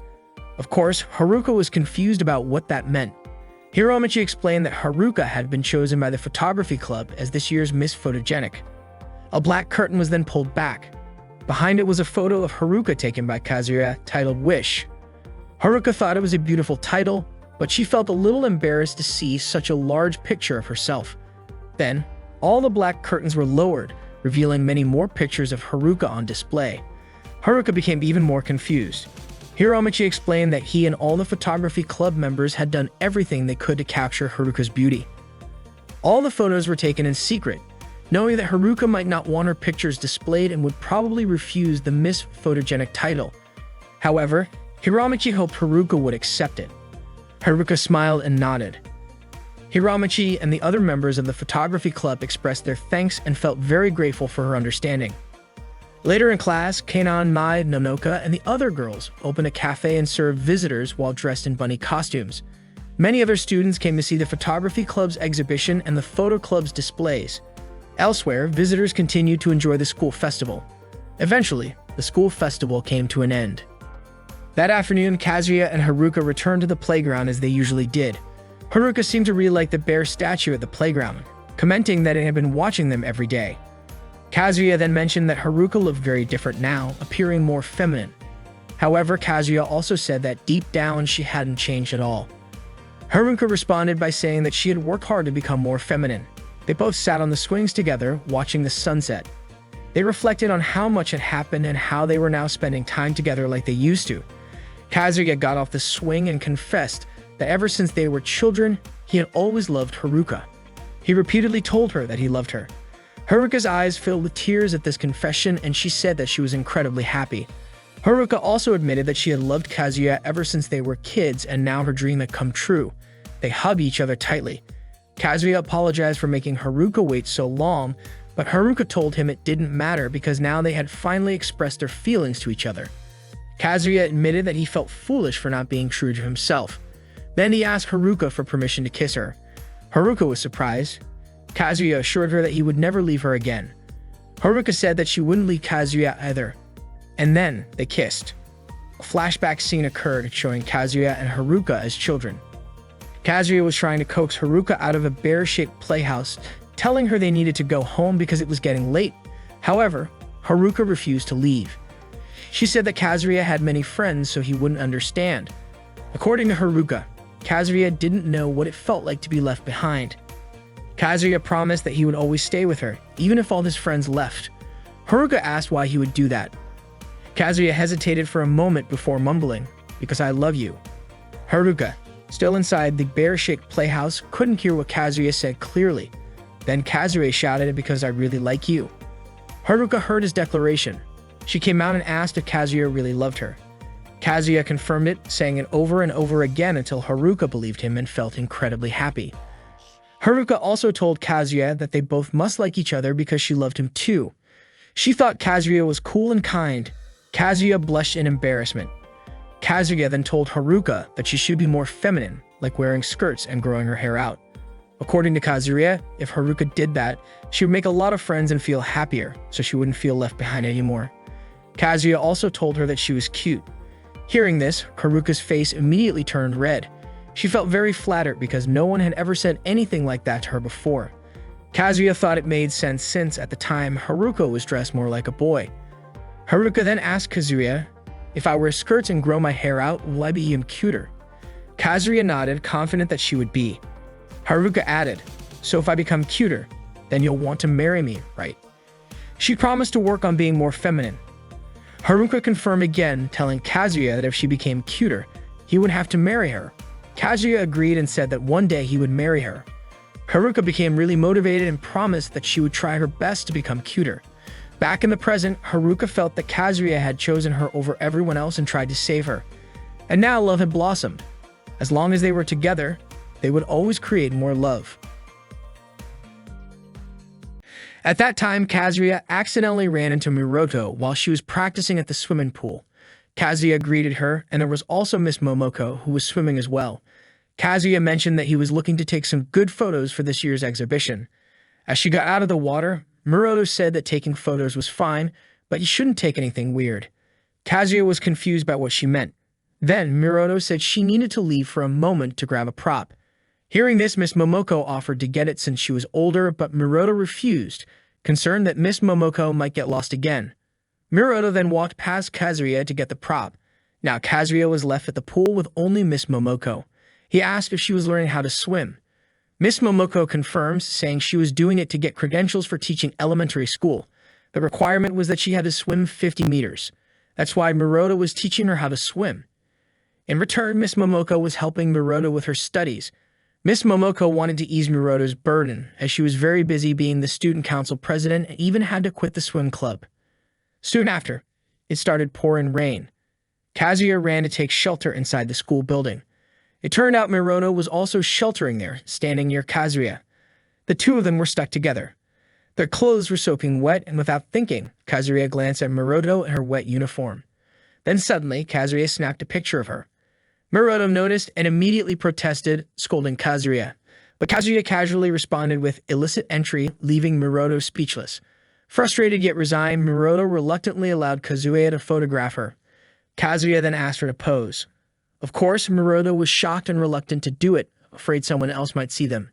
But she couldn't do anything about it, so in the end, she posed for Kazuya's camera. Miroto's instincts were right. Hiramiki happened to pass by and saw them. Miroto continued to strike various poses Kazuya asked for, still wearing her wet uniform. Kazuya eagerly snapped photos of her, feeling thrilled to get so many shots of Miroto in her wet uniform. After posing several times, Miroto started feeling strange, noticing that she was getting used to posing like that. The rain finally stopped and the sky cleared up. Kazuya smiled to himself as he walked, holding his camera. He felt lucky, thinking he now had something to use as leverage to make Miroto do something for him. Then, by chance, Kazuya spotted Miroto sitting alone on the school rooftop. Curious, he approached her. Miroto looked deep in thought as she sat there. Kazuya told her that break time was over, so they should be heading back to class. But Miroto said it was fine and asked Kazuya to leave her alone. Surprised, Kazuya asked why. Miroto didn't answer. Instead, she invited him to take a photo of her as the student council president skipping class on the rooftop. She joked that it would make great blackmail material. Hearing that, Kazuya felt sad. He asked why Miroto was acting differently, not like her usual self. Then, with a bit of anger, Miroto told Kazuya to leave her alone. Kazuya refused to leave, though. Instead, he grabbed Muroto's hand and pulled her along. Muroto was confused about why Kazuya was doing this. They eventually ended up at the back wall of the school. Kazuya told Muroto that her way of skipping class wasn't quite right. Skipping in a place like the rooftop wasn't fun. Muroto was surprised and confused by Kazuya's words. She asked him, "What's the right way?" Kazuya said they should do something more exciting than just an illicit entry. They were going to do an illicit exit. Muroto was shocked. Kazuya then crouched down, offering himself as a step for her to climb over the wall. Still stunned, Muroto felt she couldn't do it. Kazuya then promised that if she skipped with him, he would delete all of the photos of her from their illicit entry. Muroto hesitated, confused about why Kazuya was going so far for her. Kazuya then said that Muroto wasn't acting like herself and he didn't like it. He firmly told her to step on his back again. Muroto, feeling touched and with her eyes lighting up, gathered her courage and decided to go through with it. Nakagawa and Azuma accidentally saw them from a distance. They were stunned for a moment, confused by what Kazuya and Muroto were doing. But then Nakagawa and Azuma decided to follow them. Eventually, Kazuya and Muroto arrived at Game Center. Muroto sighed, feeling like she couldn't believe that as the student council president, she was in such a place because she was ditching class. Kazuya tried to calm her down, saying that they were already there, so they might as well have fun. Kazuya then took a photo of Muroto, which of course made her annoyed. He also asked Muroto to pose, which made her suspicious. She started to wonder if Kazuya would delete the photos from her illicit entry, but still use the illicit exit photos he was taking down to blackmail her. However, Kazuya promised he wouldn't do that and asked Muroto to trust him. Muroto believed him and posed for the photos. Afterward, they tried playing some of the games there, and they both seemed to enjoy themselves. Meanwhile, Nakagawa and Azuma were secretly watching them from the game center. After playing, Kazuya and Muroto shared some crepes. Kazuya mentioned that eating crepes while everyone else was studying made it taste even better. Muroto agreed. She then asked what Kazuya really thought of her. Kazuya responded by saying that Muroto was a rule-abiding student council president and one of the most talented students Kuba High School had ever seen. Muroto laughed at that. She said her grades hadn't been that good back then. Naturally, Kazuya was surprised. Muroto explained that while she loved swimming, she didn't enjoy studying. Kazuya then asked why she turned out the way she is now. Muroto told him that she wanted to follow in her father's footsteps to become a doctor, so she had to study hard. She often attended cram school even on weekends, staying there late into the night. Eventually, she graduated at the top of her class, which made her very happy. Muroto admitted that now she was just pretending to be smart. Kazuya then remarked that her grades were still good, but Muroto laughed and said Kazuya would be shocked if he saw her recent final exam results. Muroto confessed that she was exhausted. She had even quit swimming to focus on studying. She felt like she couldn't give up on either being the student council president or becoming a doctor, but she realized she couldn't do both. Muroto said this while lowering her head. Suddenly, an older woman recognized Muroto, startling her as she tried to remember who the woman was. Then it hit her. Kazuya wasn't sure what was going on between them. The woman then told Kazuya that Muroto had saved someone's life. She explained that about a month ago, on a Monday morning, an elderly man collapsed on the street. Everyone around panicked, unsure of what to do. But Muroto immediately rushed over and took him to her family's hospital. She even stayed with the man. The woman believed that without Muroto, there's no telling what might have happened to him. Kazuya recalled that Monday morning. It was the same day Muroto had been late and decided to climb the wall to sneak into school. The woman once again thanked Muroto, telling her she was a very kind girl. But Muroto denied it, saying she wasn't as good as people thought. In the end, the woman thanked Muroto on behalf of everyone who had been there that day and left. After the woman left, Muroto seemed downcast, leaving Kazuya confused. Afterward, the two of them wandered around, visiting a jewelry store, a bead shop, and even watching a movie at the cinema. By the time night fell, Muroto thanked Kazuya. Kazuya also felt happy to have skipped school with her. Muroto said this was the first and last time she would ever do something like that. Kazuya just laughed at her. Then Muroto told Kazuya that he didn't need to delete the photos he had taken of her. She said she had come to terms with reality. The side of her that loves swimming, the side that wants to be a doctor, the side that arrived late to school. That was her true self. She realized this after having fun with Kazuya, so there was no need to delete the photos. Muroto said goodbye and started walking home. It was then that Kazuya realized the only thing connecting them had disappeared. Kazuya then shouted, calling out to Miroto, who was already a bit far from him. It turned out Kazuya ended up asking her out on a date for the next day. The next morning, Kazuya waited for Miroto while reviewing the photos he had taken with his camera. Before long, Miroto approached him with a sweet smile. The two of them then headed to a large aquarium, walking together before catching the dolphin show. Miroto was thrilled to see the swimming fish, and Kazuya felt the same, that there was something he wanted to photograph. Miroto swimming. Kazuya regretted not being able to take pictures of Miroto when she was still part of the swim club. He would have had plenty of photos of her by now. Embarrassed, Miroto told him that she wouldn't have minded if he had. Hearing that, Kazuya became excited and immediately asked when he could photograph her. Miroto was surprised, and before she could answer, an announcement came on that the dolphin show was about to start. Miroto quickly ran toward it. The dolphin show began, and Kazuya and Miroto sat in the audience. Miroto then shared a story about how she had once been saved by a dolphin.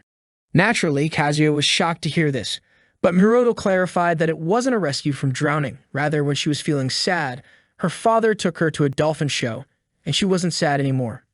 It was as if her sadness had vanished. She confessed that she started learning how to swim because she wanted to be like the dolphins. Kazuya then asked, "Why didn't you just tell me at the time?" referring to the time Miroto had been late because she helped someone. She didn't have to sneak into school like she did back then. Miroto was confused by the question and only now realized why she hadn't told the truth at the time. Kazuya remained silent, just gazing at her. By the afternoon, Kazuya and Miroto were sitting together on the train, both quiet and seemingly lost in thought. In a park, they watched a beautiful sunset together. Kazuya then admitted that at first he thought Miroto was stubborn, but now he knew more about her. Hearing this, Miroto said she was happy Kazuya had invited her to skip school. She added that she didn't mind if Kazuya knew everything about her now. Miroto realized that parts of her would be perfect but incomplete if she kept holding back. That's why she would face everything from now on. Smiling, she thanked Kazuya for encouraging her. Then Kazuya confessed his feelings to Miroto. Miroto didn't immediately respond to his confession. Instead, she said that from now on, she would be pursuing her dream, a dream she had since she was a child, which was to become a doctor. She passionately shouted her dream into the horizon, declaring that she would work hard to get into medical school. Kazuya cheered her on, and Miroto felt happy and lucky because of it. Miroto then approached Kazuya and asked him to hug her. Of course, Kazuya was shocked. He stood frozen, unable to say anything. Miroto explained that when she was a child, dolphins were enough to lift her spirits, but now she wasn't a child anymore. Gathering his courage, Kazuya, with a flushed face, embraced Miroto. At that moment, Kazuya told her again that he loved her. Miroto replied that she loved him too. Kazuya hugged her even tighter and promised to stay with her until she graduated. Whispering, Miroto asked Kazuya to kiss her gently. Kazuya did so, and they shared a tender kiss. Kazuya once again encouraged Miroto, saying he was certain her dream would come true. The next day at school, Kazuya was heading down the stairs when he got a text on his phone. It was from Miroto, asking him to come to the school pool if he wasn't busy. Miroto was already at the pool, practicing her diving skills. When Kazuya arrived, he took pictures of her. He praised Miroto for her perfect dive, and Miroto smiled. She explained that she just wanted to tell Kazuya that she had rejoined the swim club, but Kazuya jokingly said there was no way he could pass up the opportunity to photograph her. Time passed, and Miroto was selected to give the graduation speech at the ceremony. Miroto felt that her hard work had paid off, thanks to Kazuya's unwavering support. That day, Miroto and all the third-year students graduated, including Hiramichi, the photography club president, and Katsumi, a fellow photography club member. Kazuya captured those precious moments with his camera. Seeing him photograph her, Miroto approached Kazuya with tears in her eyes. She felt that Kazuya was the only one who could truly see her for who she was and make her smile. That afternoon, Kazuya was at the school cafeteria during lunch break. He was holding his camera, scanning the surroundings for a good photo opportunity. Accidentally, Kazuya noticed Hikari eating a burger by herself, and he wanted to take a picture of her. Hikari realized that Kazuya was secretly trying to snap a photo of her. She called him out, accusing him of being a stalker. Of course, Kazuya defended himself, saying that Hikari was being too harsh by calling him a stalker. Hikari then asked why he was following her if he wasn't a stalker. Kazuya explained that it was because she made a good photo subject. He then told her that she didn't know how to eat a burger properly. Hikari didn't care, saying that it was because her mouth was small. Kazuya then showed her the correct way to eat a burger by squishing it with his hands. Hikari said that doing so went against her sense of aesthetics. Kazuya teased her, pointing out that she shouldn't say that when she had sauce on her cheek. Kazuya continued, then opened his mouth wide and ate the burger in one bite. Hikari just stared at him in surprise. However, she eventually tried it herself and ate her burger that way.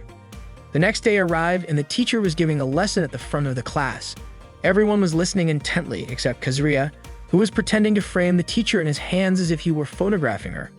When the teacher turned around, Kazuya pretended to listen, and his eyes wandered to the window, smiling as he saw Hikari playing catch with other girls. After class ended, Kazuya headed to the shoe locker area, where he ran into Hikari, who was putting her shoes away. Kazuya greeted her, but Hikari seemed busy and ignored him. Kazuya then mentioned that he wanted to take her picture. Surprisingly, Hikari didn't mind.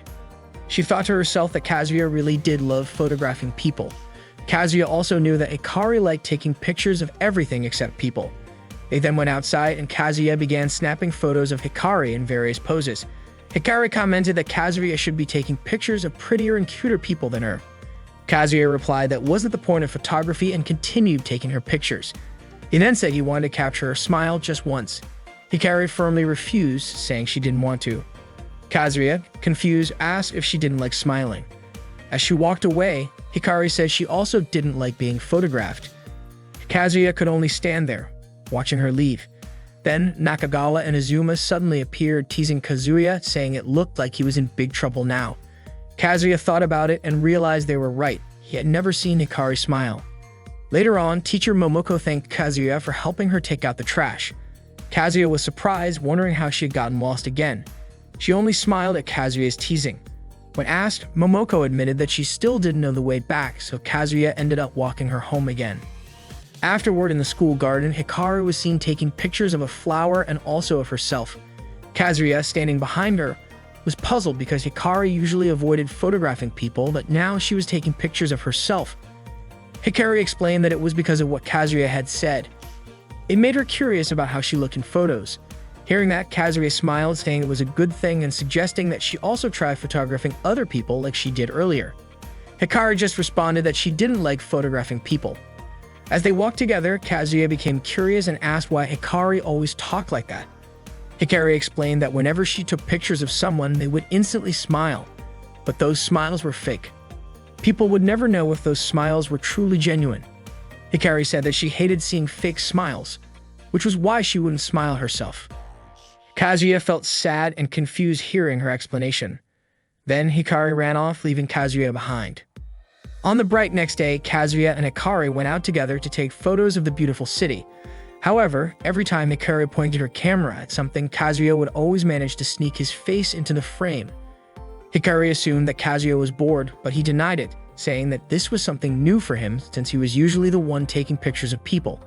Hikari continued to take photos of things that she found visually appealing, but once again, Kazuya kept photobombing her shots. Hikari then mentioned that she loved photographing flowers the most, especially the ones on the side of the road that nobody paid attention to. She added that flowers would never betray her. The next day, Kazuya woke up determined to make Hikari start taking pictures of people. At school, Kazuya had a conversation with Katsumi on the rooftop, sharing Hikari's reason for not wanting to photograph people. Katsumi was curious about it too. Kazuya explained that he wanted to change Hikari's mind about photographing people. To him, not wanting to take pictures of people just because she didn't like smiles seemed a bit gloomy. He was determined to do whatever it took to change that. Katsumi supported Kazuya's determination and suggested asking around the drama club if they knew someone who could help. Later that afternoon, Hikari received a text from Kazuya asking her to meet him behind the school. Curious, she made her way there. To her surprise, Kazuya was already waiting, dressed in a ridiculous flower costume. He eagerly offered her the chance to take his photo. Seeing this, Hikari couldn't help but say, "Aren't you stupid or something?" Kazuya responded, saying that if acting silly could lift her spirits, then he didn't mind being called stupid. However, Hikari simply shrugged and walked away. Kazuya, with all sincerity, expressed his wish for Hikari to take pictures of people. He was willing to do anything for that to happen. Despite his earnestness, Hikari remained indifferent and walked off. Time passed, and even though Kazuya had vowed to change her, he was out of ideas. The season shifted from autumn to winter, but Kazuya refused to give up, even though he felt embarrassed about his lack of progress. While walking alone in the shopping district, Kazuya spotted Hikari walking by herself too. He approached her and noticed that she was taking pictures of a stray cat. Kazuya once again tried to get into the frame, but as expected, Hikari frowned at him. Kazuya asked if Hikari liked taking photos of cats too. As she walked away, Hikari replied that she enjoyed the aura that stray cats gave off. Hearing this gave Kazuya an idea. At another time, Kazuya discussed his plan with the photography club members. He wanted to involve the club in his new plan. Kazuya mentioned that they would need some costumes, but Shida, who was present, said that she knew someone who had the costumes Kazuya was looking for. Katsumi also mentioned that she had a contact who worked at an amusement park and had similar costumes. Meanwhile, Hikari, who was sitting in front of her computer, received a message from Kazuya on her phone. He told her that he had found a cute cat near the mall and invited her to come take pictures of it with him. Near the mall, Ichida was seen spraying something on Azuma, who was dressed in a costume. Ichida mentioned that Azuma needed to act just like a stray cat. Nakagawa was already there, hiding in the gutter, while Kazuya, who was also dressed in a cat costume, was stretching to prepare. Ichida fanned the scent of cat food from a grill, attracting the attention of some stray cats. As Hikari approached the scene, she already suspected something strange was going on, especially when she saw Kazuya in his cat costume. Azuma and Nakagawa, who were all set to sneak pictures of Hikari's panties and chest, failed miserably because a bunch of cats surrounded them. Kazuya, who had already put on the cat costume, started acting as if he was a real cat. He rolled around on the street asking Hikari to take his picture, but every time the cat headpiece kept falling off. Kazuya would put it back on and strike a pose, hoping Hikari would take a shot, but instead, Hikari just laughed. She told Kazuya that he should take off the costume because it was dangerous, but Kazuya wasn't ready to give up, so he asked her again to take his photo. He struck another pose in the cat costume, but it seemed like his efforts were in vain. Eventually, he gave up and took off the costume. Hikari just laughed and said at least it was funny.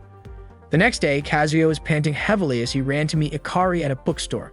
Hikari laughed when she saw him because Kazuya was still carrying the big cat head from the costume he wore the day before. Kazuya explained that he was late because there was no place to store the giant cat head. After riding the train, the two of them arrived at Kuba Amusement Park. They started walking around trying to pick which rides to go on. On one of the rides, Kazuya looked terrified while Hikari didn't seem fazed at all. She remained as stoic as ever. It was the same when they went through the haunted house ride. Hikari didn't seem scared in the slightest. They continued trying out other rides, but Kazuya looked more and more terrified and nauseous with each extreme ride they took. As they walked by a photo booth, Hikari paused for a moment gazing at it, but then turned her head and kept walking. Finally, they got on the Ferris wheel together. Kazuya told Hikari that they'd be able to see Mount Fuji clearly from up there. Hikari agreed, saying the weather was indeed perfect for it. By the time evening rolled around, they were heading back on the train. While walking together, Kazuya said he had a great time, and Hikari admitted it had been a while since she felt that way. Hikari then invited Kazuya to go somewhere she couldn't visit alone. Kazuya agreed, wondering what kind of place it could be. It turned out Hikari brought him to a hill where they could overlook the city's beautiful lights. She explained she didn't want to go there alone at night. Kazuya understood. Hikari asked him to lend her his camera. She placed it on a tripod and aimed it at the sky. Hikari mentioned that the spot was far from the city's bright lights, making the stars appear much clearer. She also asked Kazuya to hold the shutter connected to the camera. They both sat down on a bench and Hikari thanked him for everything. Kazuya responded by saying he didn't really do anything, it was Hikari who won the day. As they gazed at the stars, Hikari admitted that she felt a little scared. She shared that she had a tendency to daydream a lot when she was a kid. She also loved photographing insects and flowers. But since middle school, the other girls in her class started talking to her. She began getting into conversations about fashion and music, but she was never really interested in those things. Hikari started playing around, dressing up, and smiling. She began to understand more and more of what they were talking about. In reality, she was thrilled to have friends for the first time. She tried to fit in with them. But it turned out that to them, Hikari was just some weird girl. They only wanted to hang out to make themselves look better. They kept bossing her around. It made Hikari so frustrated with them that she decided to stop hanging out with them. After that, they started teasing and bullying her. Kazuya thought to himself that what they did was awful. One day, one of Hikari's classmates claimed to have lost their wallet. The wallet was then found in Hikari's bag. She kept saying over and over that she didn't do it, but the teacher seemed to have already accused her from the start. Her classmates really cornered her, and Hikari could even hear their laughter in the classroom. The girls hated her, and the boys started to tease her. Their smiles were different than before. It was as if Hikari could tell what they were thinking. Of course, Hikari felt very sad. Kazuya then asked if that was why Hikari never smiled anymore. Hikari said she no longer trusted smiles. Hearing her story made Kazuya feel upset too. Hikari then said that she did trust Kazuya's smile. She also told Kazuya that it was probably time to release the camera shutter. When they looked at the photo, it turned out to be stunning. Flowers and stars could be seen in the picture. Kazuya thought it looked like heaven. While looking at the photo, Hikari asked Kazuya what he wished for from the shooting star in the sky. Kazuya replied that he loved Hikari's smile. He added that he could count on one hand the number of times he had seen her smile. But Kazuya loved Hikari's smile, so he wished to see it as many times as there are stars or even more than that. That was Kazuya's wish. Hikari blushed when she heard that. She then asked if she could take a picture of Kazuya's smile. Kazuya immediately agreed. Hikari pointed her camera at Kazuya's face and snapped the photo. For her, it was the first time she had taken a picture of someone since she entered high school. After the picture was taken, Kazuya asked what Hikari wanted. Hikari responded that she also wanted to see Kazuya's smile more often. After saying that, Hikari tried to warm her hands by blowing on them. Seeing this, Kazuya held Hikari's hands and put them inside his jacket pocket. Hikari felt warm because of it. Kazuya moved his face closer to Hikari's, and the two shared a kiss under the starlight. The next day, Kazuya and Hikari were seen relaxing and taking photos of each other on a boat. Some other visitors at the location teased them. Kazuya then rowed the boat away from the crowd. While rowing, Kazuya invited Hikari to go to the beach next weekend. Hikari agreed to the plan and said she would wait for him at the bookstore near the station. Kazuya was curious why it had to be at the bookstore. Hikari explained that it was a place where she could read books if Kazuya was late. Kazuya smiled and said it took time for Hikari to trust him. Time passed, and now they were at the beach. Kazuya was photographing Hikari, who was wearing a swimsuit and playing on the beach. Hikari happily posed for pictures, smiling and striking various poses. Not only that, Hikari also took pictures of Kazuya. Kazuya captured many photos of Hikari there. In a room, there were plenty of pictures of Hikari and Kazuya, some of them alone and others together. And out of all those photos, it started with one where Hikari was eating a hamburger. Mai came into Kazuya's class to meet him. Naturally, the other boys in the room were in awe since Mai was a cute, popular girl admired by many of the boys at school. When Kazuya asked what was going on, Mai said she had a favor to ask and needed his help. After school, they ended up at a restaurant. In front of Mai was a bowl of pork cutlet. Mai explained that it wasn't just any pork cutlet. There was a special one with thick, crispy meat. Kazuya still didn't understand why she had brought him there. Mai then confessed that she really liked fried food but was currently on a diet. She hadn't eaten pork cutlet in so long that she almost forgot how it tasted, although she vaguely remembered it being delicious. So Mai asked Kazuya to eat it and describe the taste for her. Kazuya finally realized her favor was to have him taste the pork cutlet, but Kazuya explained he'd just eaten lunch and was already full. Mai seemed resigned and Kazuya was relieved that she understood.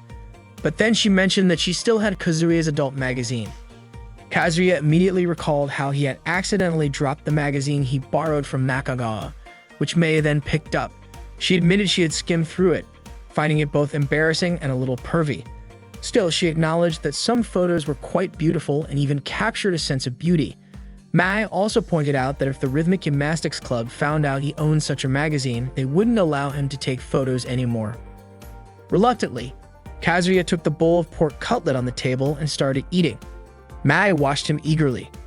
Kazuya said the pork cutlet tasted delicious, but Mai wasn't satisfied. She wanted a more detailed description. Kazuya, feeling cornered, told her he couldn't give more detail. Mai just said porn magazine again, prompting Kazuya to take another bite and respond with more enthusiasm. It's delicious. Mai still wasn't happy, noting he was just repeating himself but louder. She ordered another bowl for him, expecting a better explanation this time. Kazuya's face paled from being overly full, but he had no choice. Taking another bite, he described the meat as juicy, balanced between crispiness and greasiness with a soft egg that perfectly complemented the sweet and sour sauce. The taste was so satisfying it defied words. Mai was thrilled, picturing herself eating the pork cutlet based on his vivid description.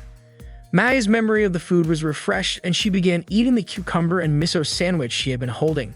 She told Kazuya that the pork cutlet was just the beginning. Hearing this, Kazuya tried to protest, saying he wasn't used to eating desserts. But once again, Mai whispered, "Porn magazine," compelling him to eat ice cream as she requested. Kazuya then described the taste, a blend of chocolate flavor with a smooth, creamy texture and the perfect level of sweetness. Although Mai could only imagine the taste, her excitement was clear. The next day, Kazuya took pictures of Mai practicing rhythmic gymnastics. Mai performed a variety of graceful movements. Then she stopped and walked over to Kazuya to check out the photos he'd taken. But instead of looking at the pictures, Mai became fixated on Kazuya's hand, and in her mind, she imagined it as a large piece of fried chicken. Without even thinking, she bit into it. Naturally, Kazuya was bewildered by Mai's behavior. She quickly realized what she had done, let go, and was clearly embarrassed. Mai apologized, explaining that she's been trying to lose weight to prepare for an upcoming competition this season. She wanted to keep her body in great shape. Kazuya felt sympathy for Mai and told her that it must be tough, but Mai assured him she was fine. Kazuya then asked if he could come cheer her on at the upcoming competition. Mai happily agreed. Kazuya admitted that cheering her on was all he could do to help, but for Mai, that alone meant the world to her. She had been training diligently, often staying up late into the night. Kazuya was incredibly impressed watching her dedication. Finally, the day of the elimination round for the competition arrived. The participants were warming up before their routines. Mai admitted to Kazuya that she was very nervous. Kazuya tried to calm and encourage her, and she was genuinely thankful, promising to do her best. Mai then walked to the center of the field, where everyone was watching her from the sidelines. She began her routine with flawless movements until the moment came to toss both batons into the air. She managed to catch one, but the other slipped and fell to the floor. She tried to grab it, but it slipped from her grasp again, causing her to stumble. There was a brief silence. Then Kazuya shouted out to Mai, urging her to get back up and not give up until the end. Hearing his words, Mai stood back up with renewed confidence, picked up the baton, and completed her routine with a big smile on her face. Kazuya, on the sidelines, continued capturing her every move. Finally, Mai completed her routine and the audience erupted in applause. She felt relieved and in her heart was deeply grateful to Kazuya. Later that night, Kanan was lying in bed claiming she had a fever. However, when Kazuya checked her, he didn't see any signs of one. Kanan insisted she was sick. So Kazuya told her to get some rest and she agreed. Then she asked if he could help her out. She explained that she had promised to go to the pool with Mai the next day, but since she might not be able to go, she wanted Kazuya to go in her place. Kanan thought Mai seemed down about her recent loss and wanted Kazuya to help cheer her up. Kanan knew how much Mai was looking forward to going, so she didn't want her to be disappointed. Kazuya hesitated for a moment, wondering if Mai would really enjoy hanging out with him. But Kanan reassured him that Mai would be thrilled. She even suggested that Mai might actually prefer spending time with him rather than with her. Kazuya observed Kanan's enthusiasm and joked that she didn't seem very sick after all. Kanan then lay back down in bed, coughing dramatically. The next day, Mai was already at the pool, and she looked incredibly happy to be there. She was full of energy. Kazuya, who was also there, didn't miss the chance to photograph her. Mai struck a variety of poses for Kazuya's shots. He praised her a lot, saying that the photos would turn out amazing. But then suddenly, Nakagawa and Azuma showed up. They looked irritated with Kazuya. They thought he was being too selfish. They started arguing and Mai, feeling confused, decided to walk away. Then the girl accidentally rolled a ball toward Kazuya and the others. She asked them to grab it for her. When Nakagawa and Kazuya saw the pretty girl, they immediately agreed to help and even competed to retrieve the ball first. Kazuya just watched them in silence. Later in the afternoon, Mai expressed her gratitude to Kazuya. She also confided in him about failing to participate in the fall competition, which shocked Kazuya. Mai admitted that if she continued to be gloomy about her failure, she wouldn't be able to find beauty. Hearing this from Mai, Kazuya couldn't help but smile. After that, the two of them started dating. Photography and rhythmic gymnastics, two completely different fields. They both searched for beauty in their own ways. Every time Kazuya saw Mai working hard, it inspired him to become a better photographer. And so he took photos every day. They spent a lot of fun times together, playing darts, shopping, and eating out. Even at school, they were often seen together. Then one day, Mai told him that she had left an adult magazine in Kazuya's desk drawer. He took it and found a quiet spot at school to open it. When he unwrapped it, a small piece of paper fell out. On it was a message from Mai. "Even though you're a perv, I still love you." Kazuya felt overjoyed reading her message. Suddenly, Vegeta appeared behind him, speculating that it was a love letter. Naturally, Kazuya was startled and quickly asked her not to tell Nakagawa and Azuma about it. One day, Mei was standing outside Kazuya's house. When Kazuya approached, she explained that she was waiting for Kanon. She had borrowed a DVD from Kanon and wanted to return it. Kazuya noticed it was cold outside, so he invited Mei inside. She agreed to come in. Kazuya led Mei to his room and placed her bag down, but he suddenly remembered that his mom wasn't home. He thought it might not be appropriate for them to be alone in his room, so he suggested moving to the main living area, but Mei said she didn't mind staying in his room. Mei then noticed Kazuya's large bed and commented that a bed that size could probably fit 2 people. Hearing her statement, Kazuya froze in shock. Realizing how embarrassing her words sounded, Mei quickly clarified that she didn't mean it that way. Kazuya laughed it off and invited her to sit down while he went to get her some tea.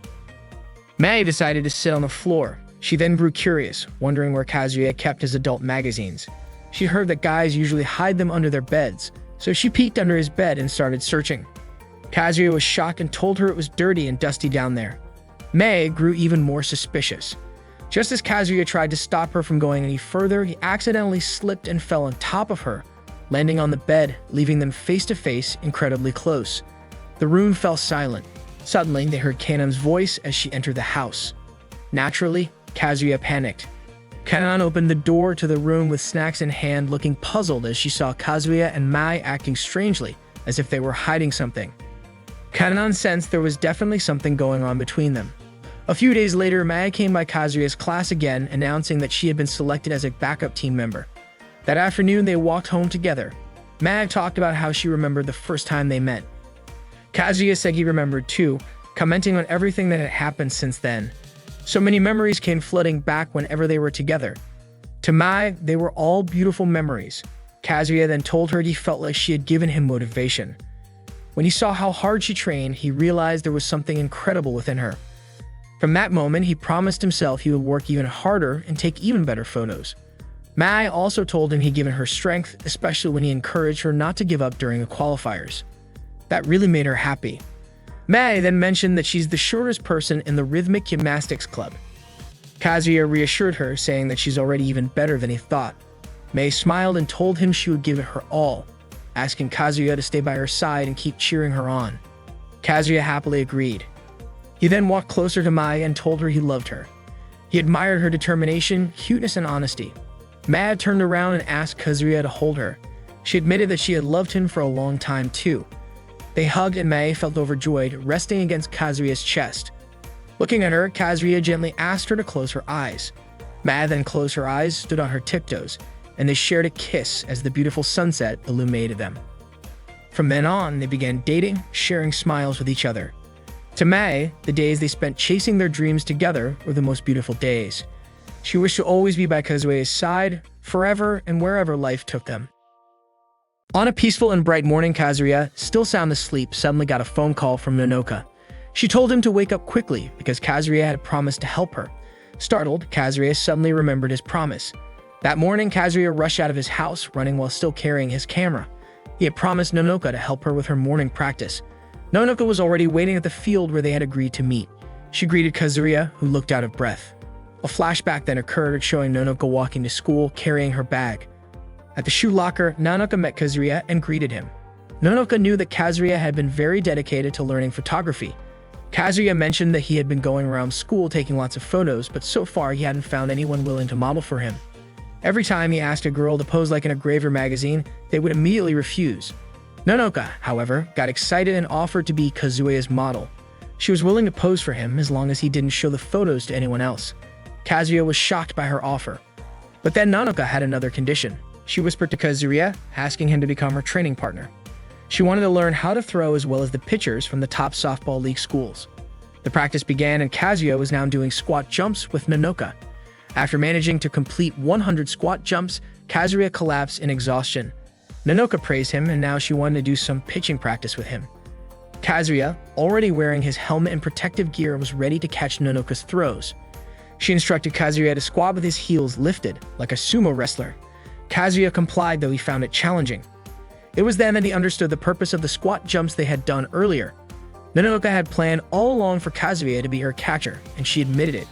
She then started throwing pitches towards Kazuya. After the practice, Kazuya felt soreness in his back. He was actually grateful that Nonoka agreed to be his model. Now Kazuya headed to a bookstore to learn more about photography. He read and studied techniques he wasn't yet familiar with. While he was still reading a book, someone suddenly covered his eyes from behind. It was Nanoka. Kazuya said he felt he needed to improve his photography skills since Nanoka had agreed to be his model. Nanoka admired how seriously Kazuya took his hobby. Kazuya agreed, saying it was the same as how Nanoka worked hard to perfect her pitching. Nanoka felt flattered by his words. A few days later, as if fate was tying them together, Nanoka was in a hurry, running down the stairs. Afraid of being late, she decided to jump down to reach the bottom faster. She jumped but didn't anticipate that Kazuya was coming up the stairs at the same time. Seeing him, Nanoka panicked, but there was nothing she could do. She crashed into Kazuya, and by accident, their lips met. They both fell down, tumbling painfully on the stairs. Nanoka quickly asked Kazuya if he was okay. Kazuya said he was fine. Nanoka then apologized for her carelessness, complaining that her teeth hurt. Kazuya was surprised because he felt the same. They both realized in shock that they had accidentally kissed. However, Nanoka didn't seem upset. She actually felt relieved that her first kiss was with Kazuya. She admitted that she would have been sad if it had been with someone she hated. One day, Haruka was seen sewing a bag. It turned out to be Nanoka's sports bag, which had torn a while ago. Nanoka was thrilled when she saw Haruka's sewing work, as it made her sports bag look even prettier. She thanked Haruka, but then glanced at Kazuya with a jealous look. Nanoka commented that Haruka was quite skilled at sewing and very feminine. That's what she thought was on Kazuya's mind at the moment. Kazuya just stared at Nanoka, confused. Nanoka stood up, holding her bag, and said that she couldn't sew. Kazuya protested, saying that he never said anything like that. Nanoka squinted her eyes and remarked, "But your eyes said it." Kazuya was left speechless. Nanoka thanked Haruka again and walked away. Before getting too far, Nanoka turned back and told Kazuya not to compare her to Haruka. Kazuya was still puzzled about what she meant. As she walked down the stairs, Nanoka stopped and thought back to the time when she accidentally kissed Kazuya. Now, she was on the rooftop alone. Not long after, Kazuya came over to her. It turned out Nanoka was waiting for him there. She handed Kazuya a piece of paper. Of course, Kazuya was confused about what it was. Written on the envelope was one word: challenge.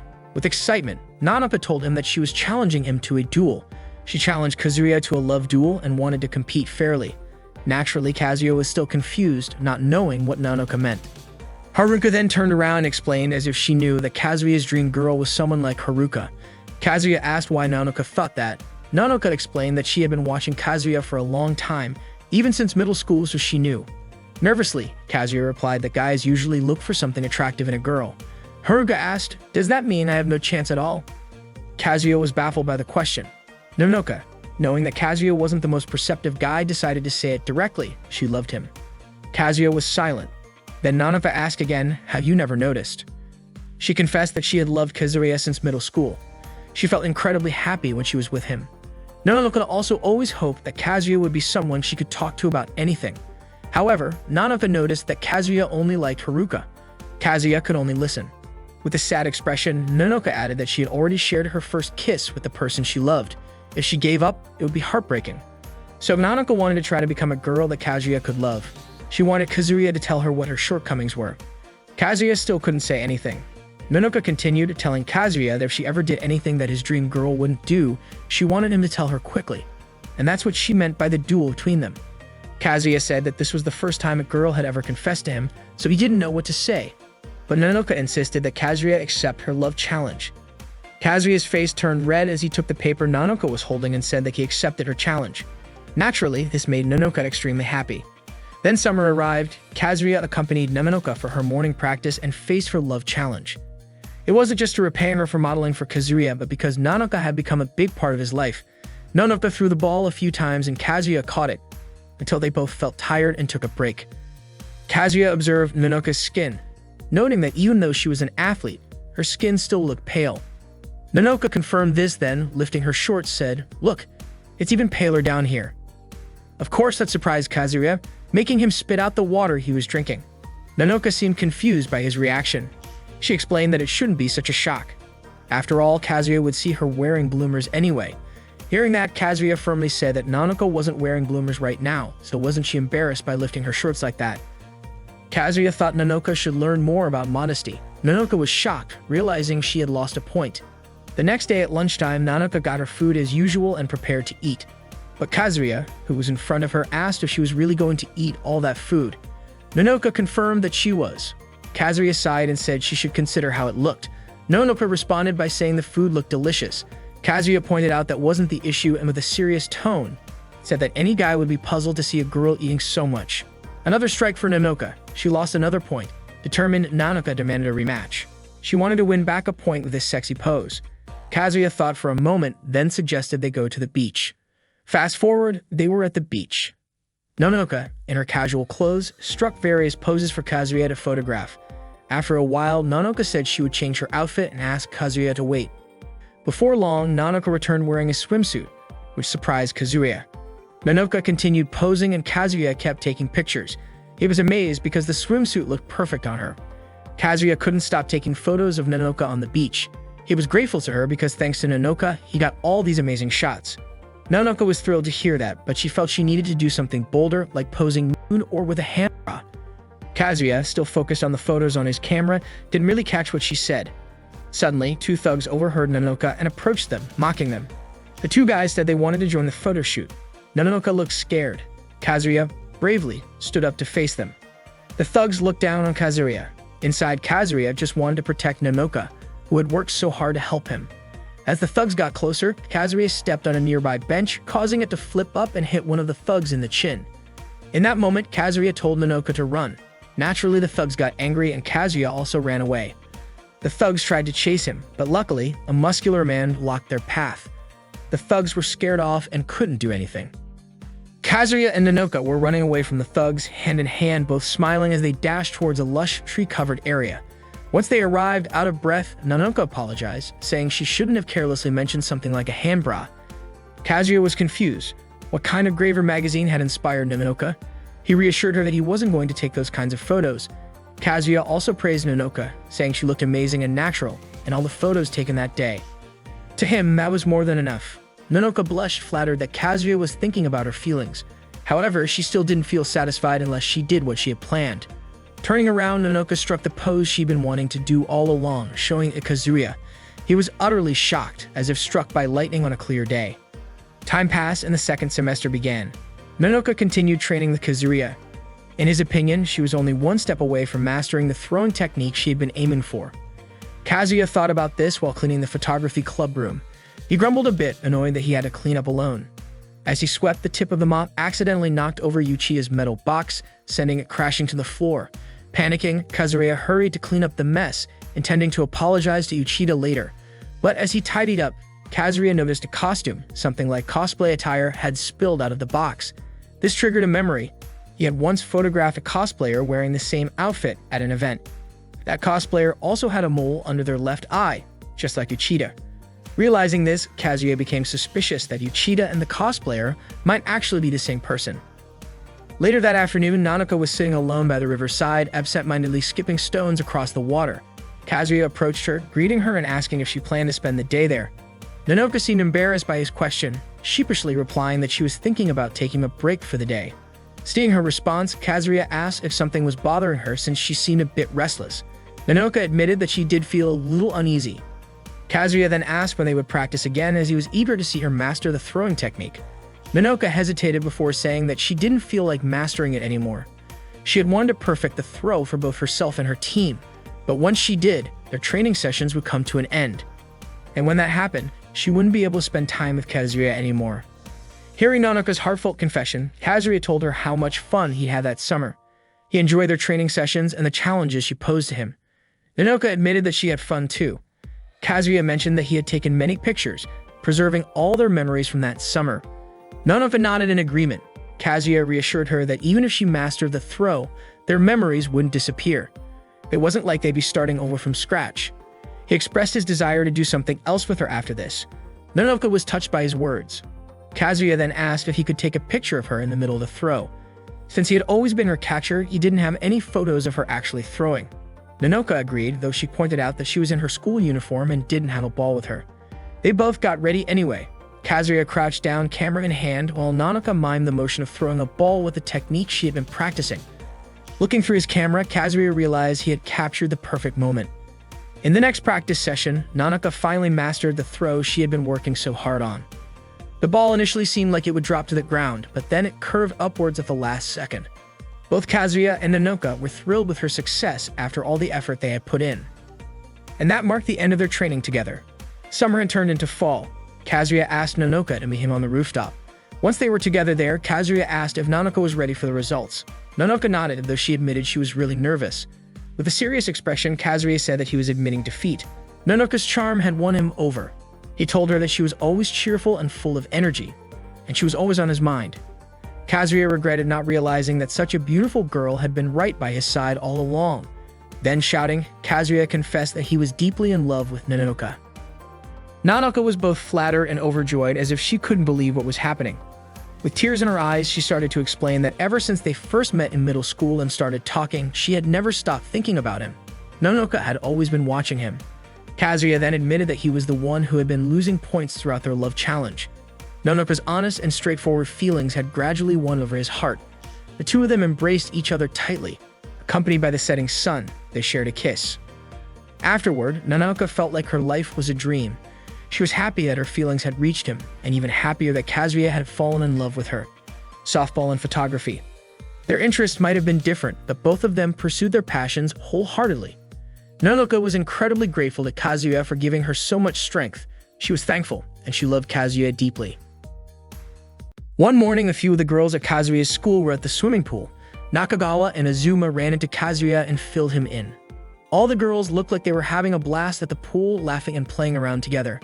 According to Nakagawa and Azuma, this was the perfect chance to see the wife of the academy, Rina Yunoki, in her swimsuit. Kazuya was about to leave, uninterested in their invitation. But then Nakagawa said they were serious this time, as they planned to take a photo and capture Rina's chest. In his mind, Kazuya thought these two hadn't given up yet. Nakagawa and Azuma proudly explained that they had a special move ready that used Azuma's strength. Kazuya became curious about what they meant. They then showed off their special move that they had apparently been practicing. From a distance, Nakagawa ran toward Azuma, jumped into his waiting hands, and was quickly launched into the air. Nakagawa landed perfectly on Azuma's shoulders. Striking a pose, they proudly announced this was their special move, Camera Fusion, Super High Angle. Kazuya could only stare blankly at their antics. They then explained that by teaming up like this, they'd be able to get a picture of Rina's chest from over the fence. However, just as they were about to head to the pool, it turned out Azuma couldn't move. His legs were shaking and sweat covered his face. She was simply too heavy. Kazuya commented that it seemed their plan was bound to fail again. At this moment, Kazuya was thinking about the concept for a poster he'd been assigned to make for the Cooking Research Society. But instead, his mind kept drifting to thoughts of Rina's beauty and perfection. She was the only member of the Cooking Research Society. Kazuya knew he should be promoting the club itself, not just Rina. Then a flashback occurred, showing a moment when Kazuya was walking down the school corridor.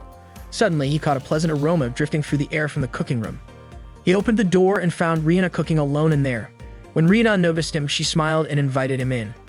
Rina explained that she was trying out a new recipe to present at the cultural festival. She offered Kazuya a burger she had made.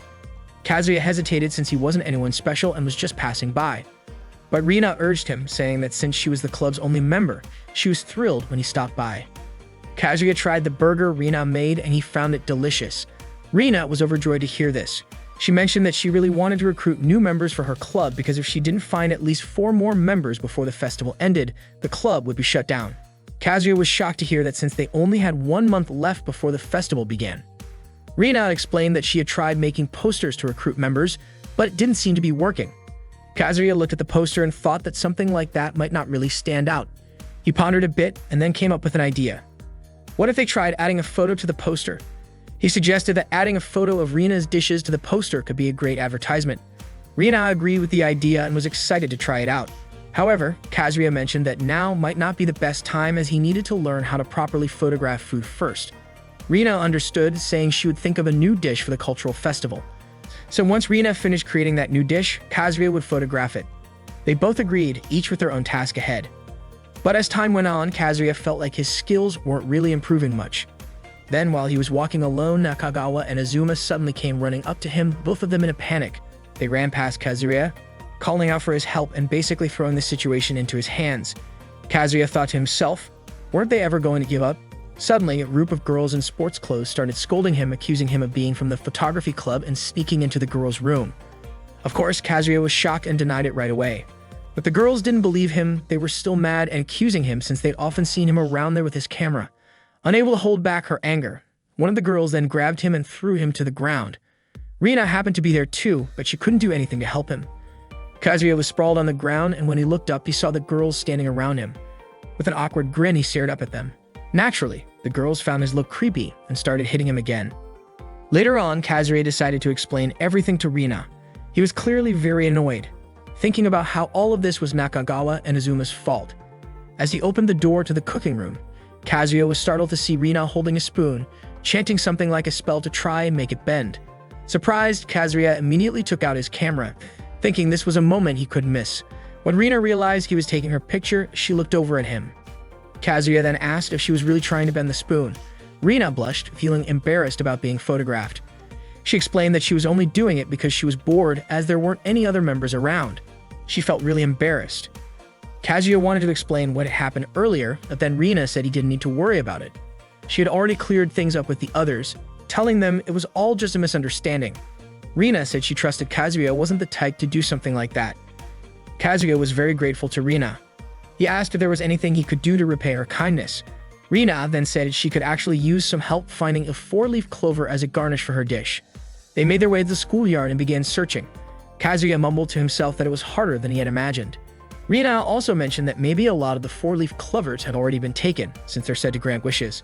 Then they spotted one. As they both reached for it at the same time, they accidentally bumped heads. Naturally, they both felt the pain. Rina rubbed her head while chanting, "Pain, pain, go away." But it didn't seem to work. Kazuya commented that maybe it doesn't work if you say it to yourself. Rina hadn't realized that, so she leaned forward and let Kazuya rub her head while chanting the phrase. Rina smiled happily, holding onto the 4-leaf clover they had found. As they walked back to the cooking room together, they passed by a tree, and as it turned out, Uchida was hiding there. Kazuya couldn't see her, but Rina noticed Uchida right away and greeted her. Rina seemed to know that Uchida was usually alone and invited her to come cook with them. Kazuya was a bit taken aback because he couldn't see who Rina was talking to. Uchida figured maybe her stealth skill didn't work on Rina.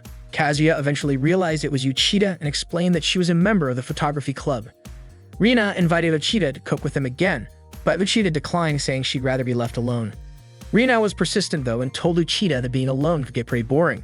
Uchida couldn't refuse and now found herself in the cooking room, still surprised that her stealth skill didn't work on Rina. The two of them finally started cooking together, while Kazuya watched and occasionally snapped photos of them. In the end, their hard work paid off and they presented a beautiful, delicious-looking cake. Rina invited Kazuya to take photos of it, so he eagerly captured it from various angles. However, Kazuya still felt unsatisfied with the shots he'd just taken. Later that night, Kazuya continued practicing his photography in his room. Kanan came by and noticed what he was up to. Kazuya explained that he was trying to figure out how to make food look appetizing in photos. Meanwhile, Rina was busy cooking up several burger variations but didn't seem fully content with the results either. One day, during a quiet moment at school, Kazuya was photographing something when Rina approached him. She asked what he was up to, and it turned out Kazuya was taking pictures of a sunflower. He asked Rina about her cooking projects, and she admitted that they weren't going as well as she hoped. So she decided to go outside and find a change of scenery. Rina mentioned that they both need to work hard to improve. That's when Kazuya got an idea. The next day, he waited in front of a shop in the city, reading a book while waiting for Rina to arrive. Suddenly, someone covered his eyes from behind, asking him to guess who they were. He thought it might be Rina, but the hands felt too small. It turned out to be a young girl he didn't know, inviting him to go to an amusement park with her. Kazuya was confused until, from a distance, he saw Rina running toward him. The young girl turned out to be Rina's little sister. Rina explained that she had told her sister about their plans and her sister had insisted on tagging along. Kazuya understood. He had a little sister who was always following him around too. He figured it would be like having another little sister for the day, which sounded fun to him. Rina smiled at that thought. The three of them finally arrived at the amusement park and enjoyed the various rides. They even went into a haunted house, which ended up scaring both Rina and her little sister. After enjoying several attractions, they took a break in a nearby park. Rina had prepared a ton of food for them to share. Kazuya was impressed by how cute and tasty the food looked. Rina even offered to feed Kazuya, but at the same moment, her little sister also tried to feed him. Kazuya was at a loss, and then he jokingly commented that Rina would make an amazing wife someday. Rina blushed and her little sister teased them, saying they looked like newlyweds, which made both Rina and Kazuya turn red. Once they finished eating, Rina's little sister unexpectedly fell asleep in Kazuya's lap. Kazuya complimented Rina on how delicious the food was, and Rina was thrilled to hear it. Kazuya added that he not only enjoyed the taste, but also the cute presentation. In that moment, Rina got an idea for her next cooking project. She felt grateful, as the outing with Kazuya had inspired her. Kazuya was a little embarrassed and told her that he hadn't really done anything special. Then Rina shared that the student council president once spoke to her about the club when she first founded it. The president told her that Rina would need to work hard to attract new members, and that it would be wonderful if students' recipes could be passed down through the generations. Rina hadn't minded being the only club member. She was okay with it possibly disbanding, but after spending time with Kazuya and experimenting with recipes that people might enjoy, she began to feel differently. Now Rina wanted the Cooking Research Society to keep going. She wanted people to experience the joy of cooking. Kazuya agreed, encouraging her with confidence that they could make it happen. The next day, Rina was already cooking in the kitchen as Kazuya photographed her from every angle. Suddenly, a school-wide announcement came through the speakers, reminding everyone that it was the last day to submit posters for the cultural festival. The afternoon passed quickly, and before they knew it, it was almost evening. Just then, Rina completed a dish she called the sunflower burger. Kazuya looked at it in awe, thinking it looked not only delicious but also adorable. Rina mentioned that it was Kazuya's photography that inspired her to create the sunflower burger. The announcement sounded again, reminding everyone that it was almost 5 p.m., the deadline for poster submissions. Kazuya quickly jumped in, instructing Rina to hold the reflector board while he took the final photo of the burger. Once done, they rushed to the student council room to submit the poster just in time. They returned to the cooking room, relieved they had managed to complete everything at the last moment. Even so, Rina noted that their main goal, recruiting new members, was still not achieved. Smiling, Rina encouraged Kazuya to keep up their efforts. The day of the cultural festival finally arrived. Kazuya told Rina that if everything went well, he wanted her to meet him in the school courtyard afterward because he had something to tell her. Rina agreed. Then Kazuya went to the cooking room, which had been transformed into a magic-themed cafe. As he entered, he found Rina already there, dressed in a bunny-maid costume. Kazuya was, of course, taken aback, surprised to see her dressed that way. It turned out that Kanan and Nanoka had come up with the idea to help Rina attract new members. Rina was very grateful to both of them. Then came another surprise. A famous cosplayer named Alice entered the room, instantly capturing the attention of the boys. Alice held Rina's hand, saying she wanted to help too. Rina knew that Alice was actually Uchida, but kept it to herself when Uchida subtly signaled her not to reveal her identity. The atmosphere in the cooking room became lively, drawing in many visitors. By evening, Kazuya was sitting alone in the school garden when Rina ran up to him, excitedly announcing that something incredible had happened. Just moments earlier, 5 first-year girls approached her, wanting to join the club. Kazuya was both surprised and thrilled to hear this. Rina added that the girls had asked if learning how to make the sunflower burger was part of the club. Kazuya felt so grateful, realizing the club wouldn't be shut down. Rina was also delighted at the thought of passing down the sunflower burger recipe, thanking Kazuya for his help in making it happen. Kazuya denied taking credit, saying it was all due to Rina's hard work. For a moment, a comfortable silence settled between them. Then, almost simultaneously, they both seemed to want to say something. Rina spoke first, telling Kazuya that she loved him. Kazuya was stunned and never expecting her to confess her feelings before he did. He then told her he loved her too and admitted he had asked her to meet him here to share his own feelings. They embraced each other, the moment filled with warmth and happiness. Rina suggested they call each other by affectionate names just like newlyweds would. Rina playfully called Kazuya darling, and he responded by using her first name. Gazing into each other's eyes, they shared a loving kiss, bringing their romantic moment to a beautiful close.